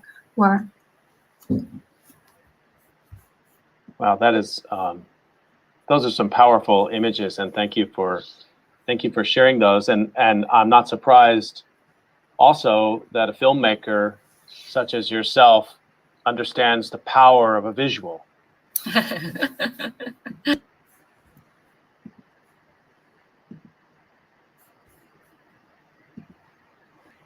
Okay, once again, that was showing some of the attempt to bring broader international perspectives, and in this case, an intersection going on, an episode about disability rights, speaking with a Korean policymaker, an elected official in the National Assembly, who also happens to be a filmmaker, and the episode was conducted in Korean with real-time Korean to English translation performed expertly by Hyuna Kyum. It was one of the most logistically difficult calls that we did. It also points the way to, I think, the future of COVID calls. And I hope, as I said earlier, that other people will take this idea or ideas like this and run with them, certainly do much more with it than I have. And one of the areas I really hope we can do is have cross-cultural dialogue, COVID calls that really are multilingual. That's a huge ambition that I have going into the next phase of the work after episode 500. One more clip from a non-researcher. At some point, it occurred to me that I needed to interview my family. And in part because the COVID calls was also serving from the beginning, I made no bones about the fact that this was a sort of a journal for me as well. It's impossible. This was, as I said, this was always a kind of a personal project, one where I was talking to people who were informing my thinking for some maybe future project. And then I realized pretty early that the conversations themselves formed a kind of a workspace where many people could participate, and that itself was a product. But also, like everybody, I was trying to navigate the problems of distance from family. Most of my family lives in Texas, and I have not been back to see my family now since the winter of 2019, and that hits hard. And so I wanted to also have discussions with family members in the archive, and I'm going to play now a few minutes of my discussion, 2 conversations I had with my father. This one's actually just from a few days ago. I had the chance to talk to him twice. The first one was the single worst technical difficulties that I had on any COVID call. There was a complete meltdown of the technology on my side. And so I disappeared from the call entirely for several minutes. And my father just kept going.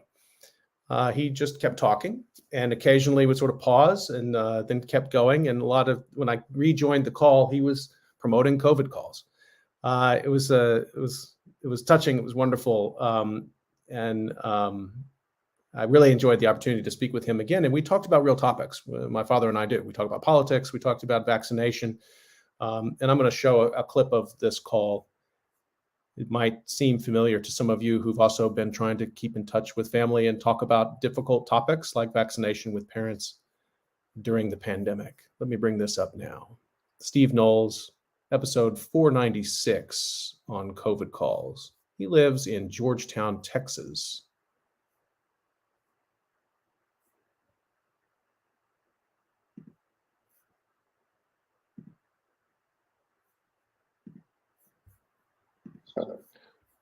One of the things, I ask guests to share personal memories as you're sharing right now of the pandemic. And one of the most constant themes, and I think this will resonate with you a lot. One of the most constant themes, people remember not their own vaccination experience, but they remember when their parents got vaccinated for COVID. And that marked a really important moment for them in the course of this ongoing disaster. And I wonder if you might speak a little bit to the process of how you managed to get vaccinated there, and kind of the challenges of getting that and what that meant to you and to the family there. Several days ago, my wife was on with you, Harriet, and she described that we have another person living in the house with us, my mother-in-law, who today is 89. So there was an urgency in our household that we get her vaccinated, but just as important that we get vaccinated. So we were on the watch list to keep saying, when would we have a chance to sign up, to call in, to get our number so we could go, actually, fortunately, here in Sun City, to a community center and get our vaccinations, which happened for all three of us in this household in January and then in February of 2021. Is that correct? I believe so. Yeah. And then came around and got our boosters in August of 21, all of it being the Moderna. So we were very much on the forefront of getting vaccinated and getting boosted. And it's an interesting thing about maybe just our own metabolism. But I heard about a study that the University of Texas was doing on people who had been vaccinated and what was their status in terms of antigens and reactions to their vaccinations. And so Harriet and I both said, let's do this. And it was free. And so three different times we went down, had blood drawn to get a reading on what was our antigen level, where we adequately protected against the COVID. And the last two times, my results came back off the chart high, and basically was in excess of 2,500, and they stopped counting after that point. Whether that gave me a false sense of security, I don't know, but certainly it was better than being like one of my friends who came in at 0, and he immediately made plans to go back and get another vaccination shot. I love that. First of all, I love the fact that you got involved in the study, and I'm really proud of you for doing that. Actually, and it's like I think it's great. And also, you've told me pretty consistently about that high. I'm not sure exactly what they're measuring, but you're off the chart in terms of basically the immunity that's been conferred to your body from the vaccine. And you seem pretty proud about that, Dad. Well, I'm not sure what I can attribute that to. Maybe it's a bunch of hamburgers that I eat, but there was something that basically you should work that angle, Dad. You should make that case. It's the barbecue diet combined with the vaccine. Yeah, you knew I was going to spin into Whataburger somewhere along this conversation. But, I mean, you have to. Yeah, but I love the way you talk about that and tell that story. And you know, I think the more I've studied and had guests on who talk about vaccination and who talk about vaccination, not anti-vaxxers, but who talk about people who are skeptical or have needed some time to get where they needed to go and have it. I actually think that it's a huge swath of the population that listening to you talk about your experience is more powerful than seeing Tony Fauci on TV, just because you're part of their world and they're going to trust you more than they're going to trust somebody they never met. But the process for all of us, millions of people who've got the vaccinations, was just a no-brainer, and it was easy, and the price was right. And we're all from that. Those people that have gray hair like me, we're from that generation of the polio epidemic in the 50s, where we simply got cubes with the Salk vaccination, and we knew that there was benefit from protecting yourself when there was a huge epidemic that was floating through the society. Now, you and I have talked about that there may be some people that are politically just don't feel like that they need the government to be intervening with their decision on how they take care of their body. And so we accept that, but it makes me angry that some people put me at risk and my wife at risk and my mother-in-law at risk simply because of maybe their own impressions that the government's telling them to do something. And Scott, where I land pretty much on the political spectrum, and I would say that this is one of those cases where I think the government needed to be even more aggressive in basically the process of mask vaccinations and anything else that could mitigate this basically hideous pandemic that's hit our communities.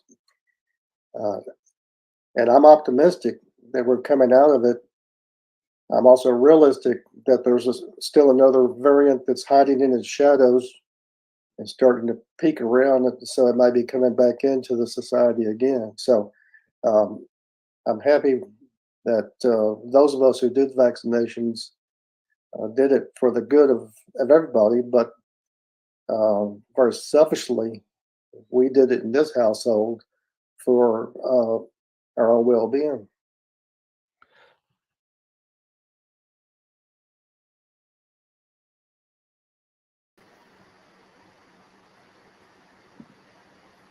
That's my interview from just this past week with my father on COVID calls, and that wraps up the second part of the theme I wanted to demonstrate, in which COVID calls involves discussions with non-academics, people who wouldn't identify as disaster researchers, but who over time, suggestions of myself and others, it felt relevant to try to include them in the archive. And I'm going into the details of describing the selection process of guests. It's not something I've talked very often about on COVID calls. It is something I'll be writing about for the COVID calls digital archive, because it's the kind of question that future researchers like myself would be just as interested in, why some people weren't invited and what happened behind the scenes in terms of how invitations went out and who agreed and who didn't. I think that's an important part of it. It doesn't usually come through in the calls. And so, the calls do give a sense of a sort of openness and honesty because it's a group of people talking, but it is also a production, right? We are bounded by the technologies that we have to use. I don't edit anything out of the conversations, but as I said earlier, not everyone was platformed in COVID calls. I did not interview an anti-vaxxer, and anti-vaccination came up frequently. It was a common source of conversation, even with my father, as you saw. I think he was incredibly eloquent about it, and rational, as always, Steve Knowles is. But I didn't then decide that we should bring the other side for that conversation, and that's just part of the editorial judgment that I made, and the others who talked about this with me, we've made about how to use COVID calls. So I just wanted to make that note there. Also, I just want to say in general, it was great to talk to my dad on this project that has consumed 2 years of my time, sleeping and waking time throughout this pandemic. So let me just remind folks you're listening to COVID Calls. This is episode number 500, and just a few minutes left in the episode. I want to now turn to a third category, a third way to think about COVID calls. These are just preliminary ways to think about this collection. Others smarter than me, I hope, will immerse themselves in the collection in the months, years to come, and do much better job than I am right now describing sort of the stretch of it. The COVID calls in time came to serve as a space also for memorialization, and by extension as a platform for political action. Hosting guests who have lost loved ones to the pandemic became important to me on COVID calls, and I hope that COVID calls, even in its modest way, has served as a forum for victim support. This is in line with the kind of research that I have done as a disaster researcher. I've been incredibly humbled and privileged to be invited into communities of disaster victims and document their life and their work as they advocate for disaster justice. I've had the chance to do that researching September 11, Hurricane Katrina, communities in the Gulf Coast of Texas and Louisiana, and now here in Korea as well. In fact, that's the research interest that drew me to South Korea, which was to work on the issue of the family members of the children who died in the Sewol Ferry disaster.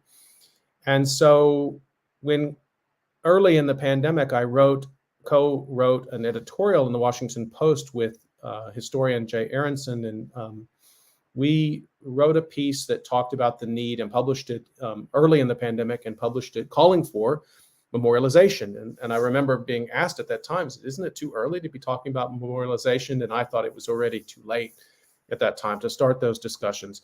What I did not anticipate at that time is that COVID calls would continue long enough to become a platform for victim family members to speak. It's another thing I should have anticipated, but again, I thought it would go about 3 months and we would talk to experts and then we would wrap up the project. In the summer of 2020, I remember distinctly where I was when I first read about Kristen Urquiza, who is an environmental activist whose father died of COVID, Mark Anthony Urquiza. And then she did a kind of a humble action. She did a protest vigil in front of the State House in Arizona. She felt that her father was a victim of disinformation.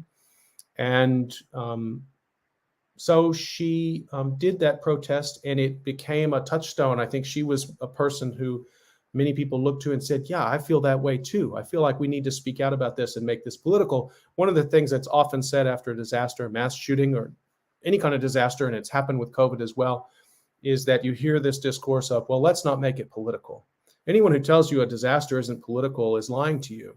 Disasters are themselves politics. They are reflections of the politics that we live in. We think about politics as a struggle over power and the definition of the world that we live in.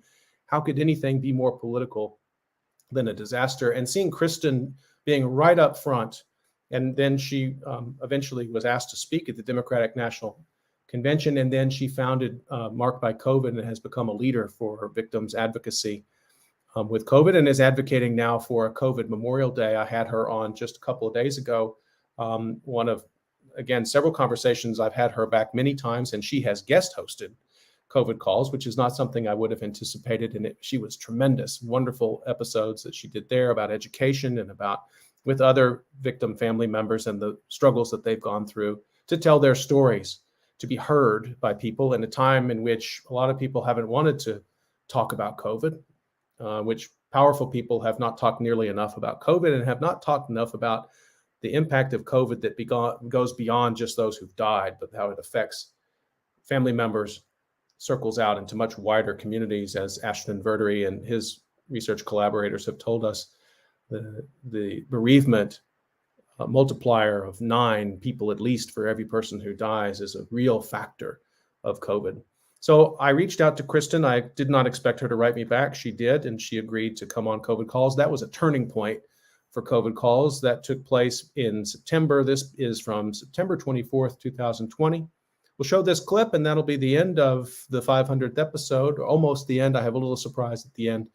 But let me turn this over now to Kristen Urquiza, episode number 134.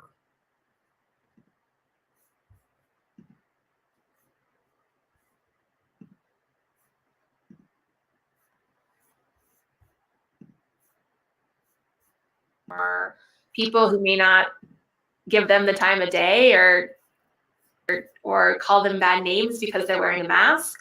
And I just think that is quite beautiful. Just want to remind people you're listening to COVID Calls, and I'm talking with Kristen Urquiza, who's the founder of Marked by COVID, and her father died, Mark Anthony Urquiza, died of COVID-19 in June. So I guess in many cases, we might expect that after the obituary and the vigil, there would have been a sort of return to some kind of normal life.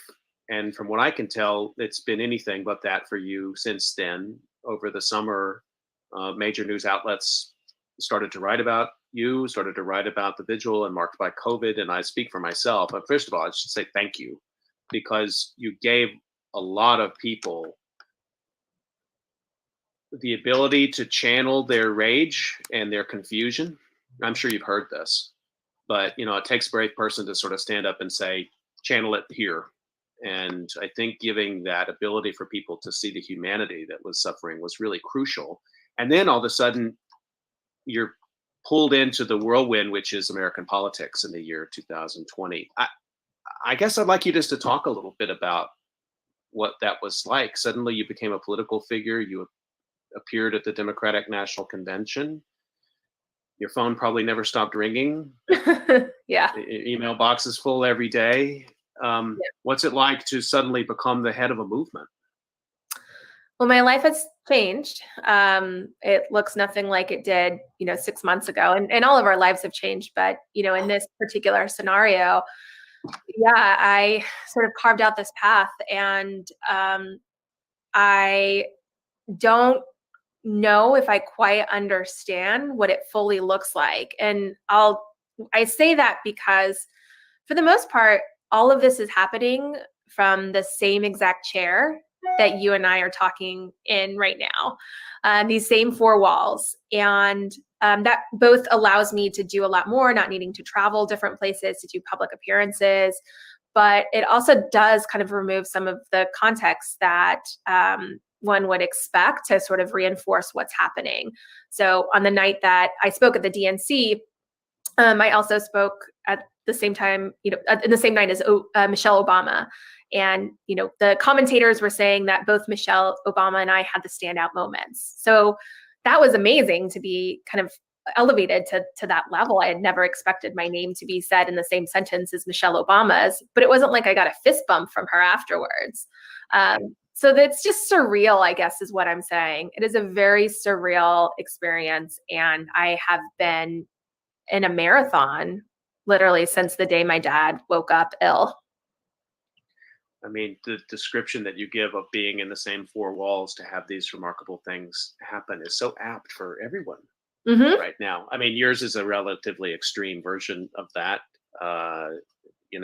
When I finish my lecture, I don't then get the media say I sounded as good as Michelle Obama, but we are conducting our lives in these spaces, and just the way you and I are interacting right now. I think I know people would like to hear a little bit more about what it's like to get an email from whoever is organizing the DNC. I mean, what did you have in mind when you were invited to give that talk? I was actually just reminded the other day that it was a tweet versus an email. Oh, of course, because it's 2020, and that's an email takes too long. Yeah. As you had mentioned, following the vigil and the launch of Marked by COVID, we started working with others impacted and sponsoring their loved ones' honest obituaries, and had gotten, national, international, local media coverage. And it just so happens to align perfectly with the, election cycle. And so someone from the DNC reached out to me over Twitter on direct message, which I hadn't even known I had open, and said, "Hey, this is who I am. And are you interested in connecting?" And, I was a little suspicious at first, but I Googled the guy's name and he turned out to be legit and, in the vice president's inner circle. And so I said, sure, I will chat with you to see what's up. And we actually had I connected with him a couple days later. We had a few kind of conversations. And, after the second conversation, he came back saying that the DNC would really enjoy having me do, a standalone speech. And in that moment, I knew that was a really big deal. Did you think it was going to be like one of these town hall things where people affected by COVID were going to be speaking with? They did that a lot at the DNC with Joe Biden in one room with the mask and then people on screens. Quite different from the way the RNC attempted to do theirs, by the way. Right. We might talk about that later. But you had a single standalone speaking spot. I did, yeah. And one of the options was that I could have been in sort of one of this town hall type scenarios. There was a couple of other sort of smaller things too. They asked me what I would be comfortable doing. And, I said it would be a privilege and an honor to participate in whatever way the campaign thought would be best for me sharing my story. And I would be comfortable also doing a standalone speech. When I said that, I knew it was a big deal, but I also, to your point earlier, part of what has been driving me, my purpose, my oxygen, is really helping other people and is helping other people channel this incredible amount of rage that they feel into something that's productive. And for me personally, that is something that I thought a lot about when my dad was sick, that if I don't do something, this is just going to all internalize and be not good for my own personal health. That's such an important point to make, although a lot of people might find support in a small group or just with family. I mean, you've had the courage to take it public. And these days, that doesn't come without risk.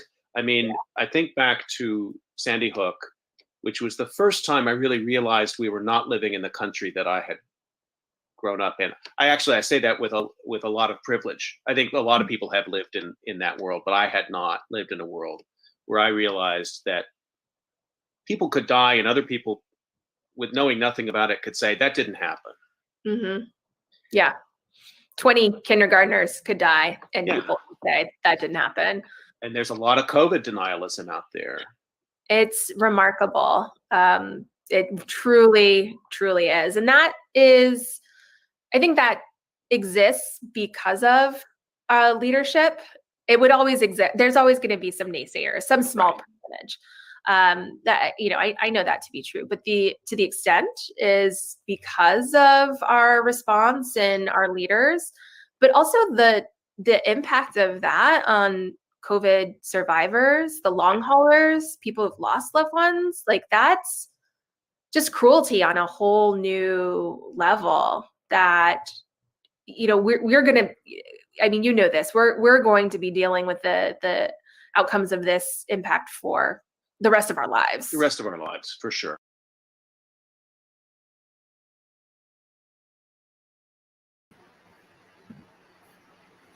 Kristen Urquiza there, the first chance I had to interview her. Saw lots of interviews with Kristen Urquiza in the summer of 2020. One of the things we can do on COVID calls is have a long chat. It's one of the advantages, and my guests, again, have been so generous with their time. And I'm going to move towards the conclusion now. Told you everything I know about COVID calls, and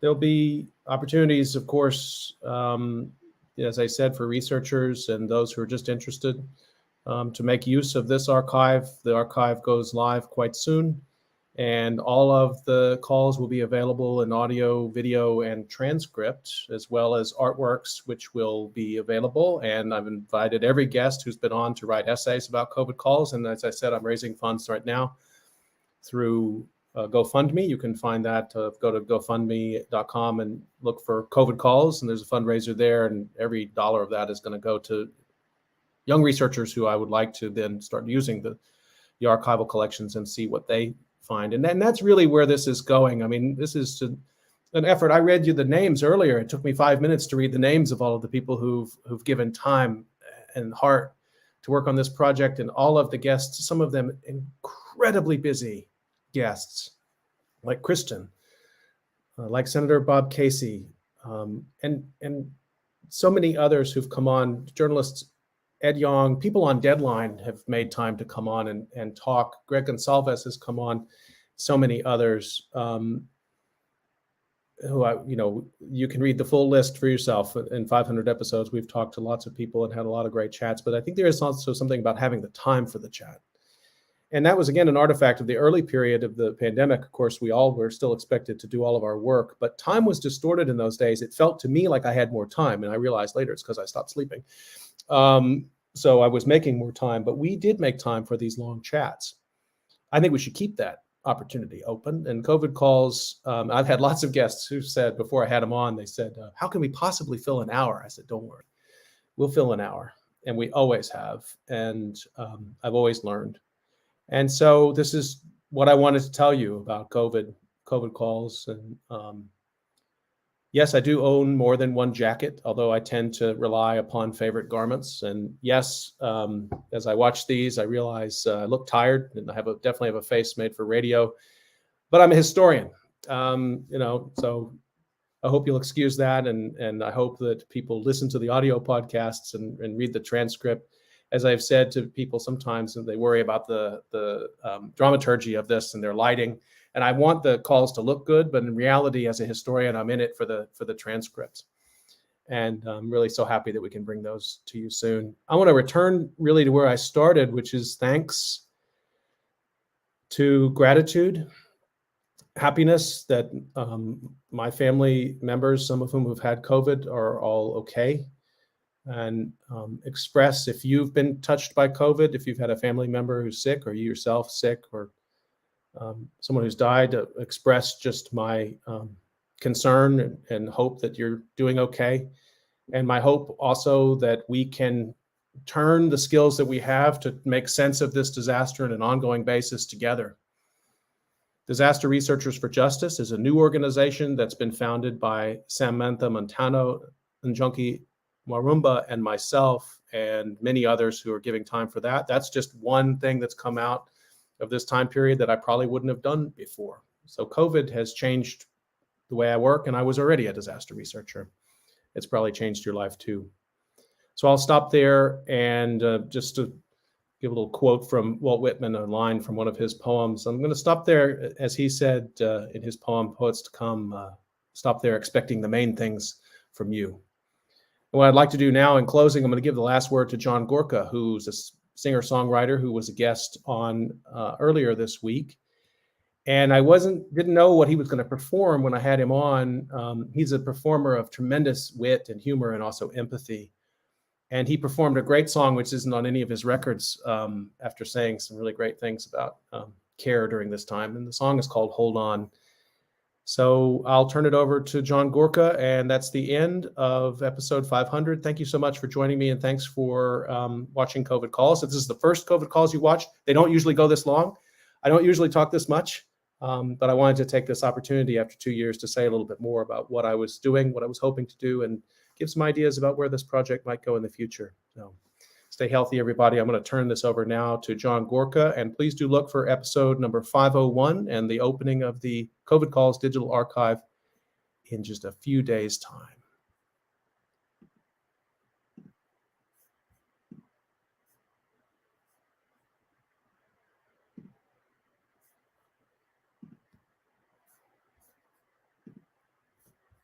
This one more song.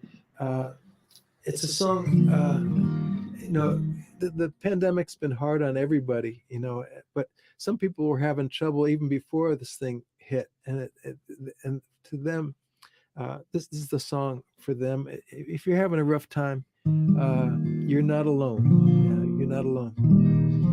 I think having a rough time in times like this is kind of the normal, exactly right way to feel. It's a song called Hold On.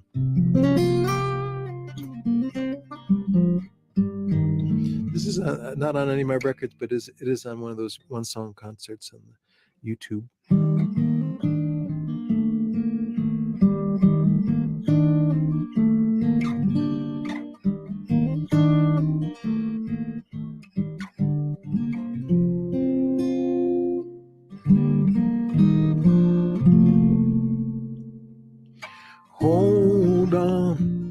Hold on a little longer.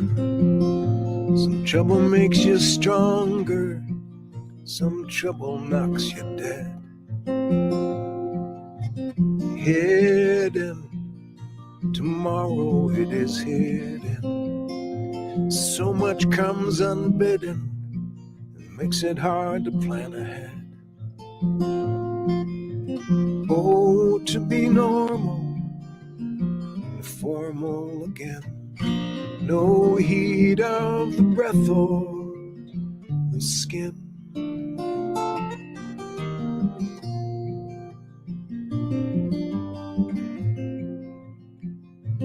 Cold one, the winter was a cold one. And if you are an old one, it could serve to make you mean. With bird songs, I tend to get the words wrong. I begin and end strong, hum and mumble in between.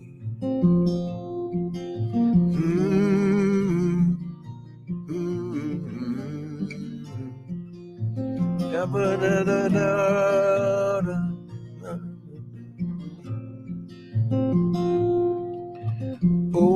to be normal and formal again.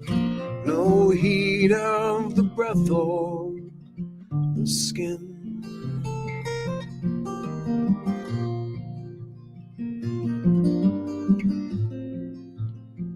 So hold on a little longer. Some trouble makes you stronger, some trouble knocks you dead. So stay strong, strong most of the day long. Stay until the night's gone, stay till you can dream again.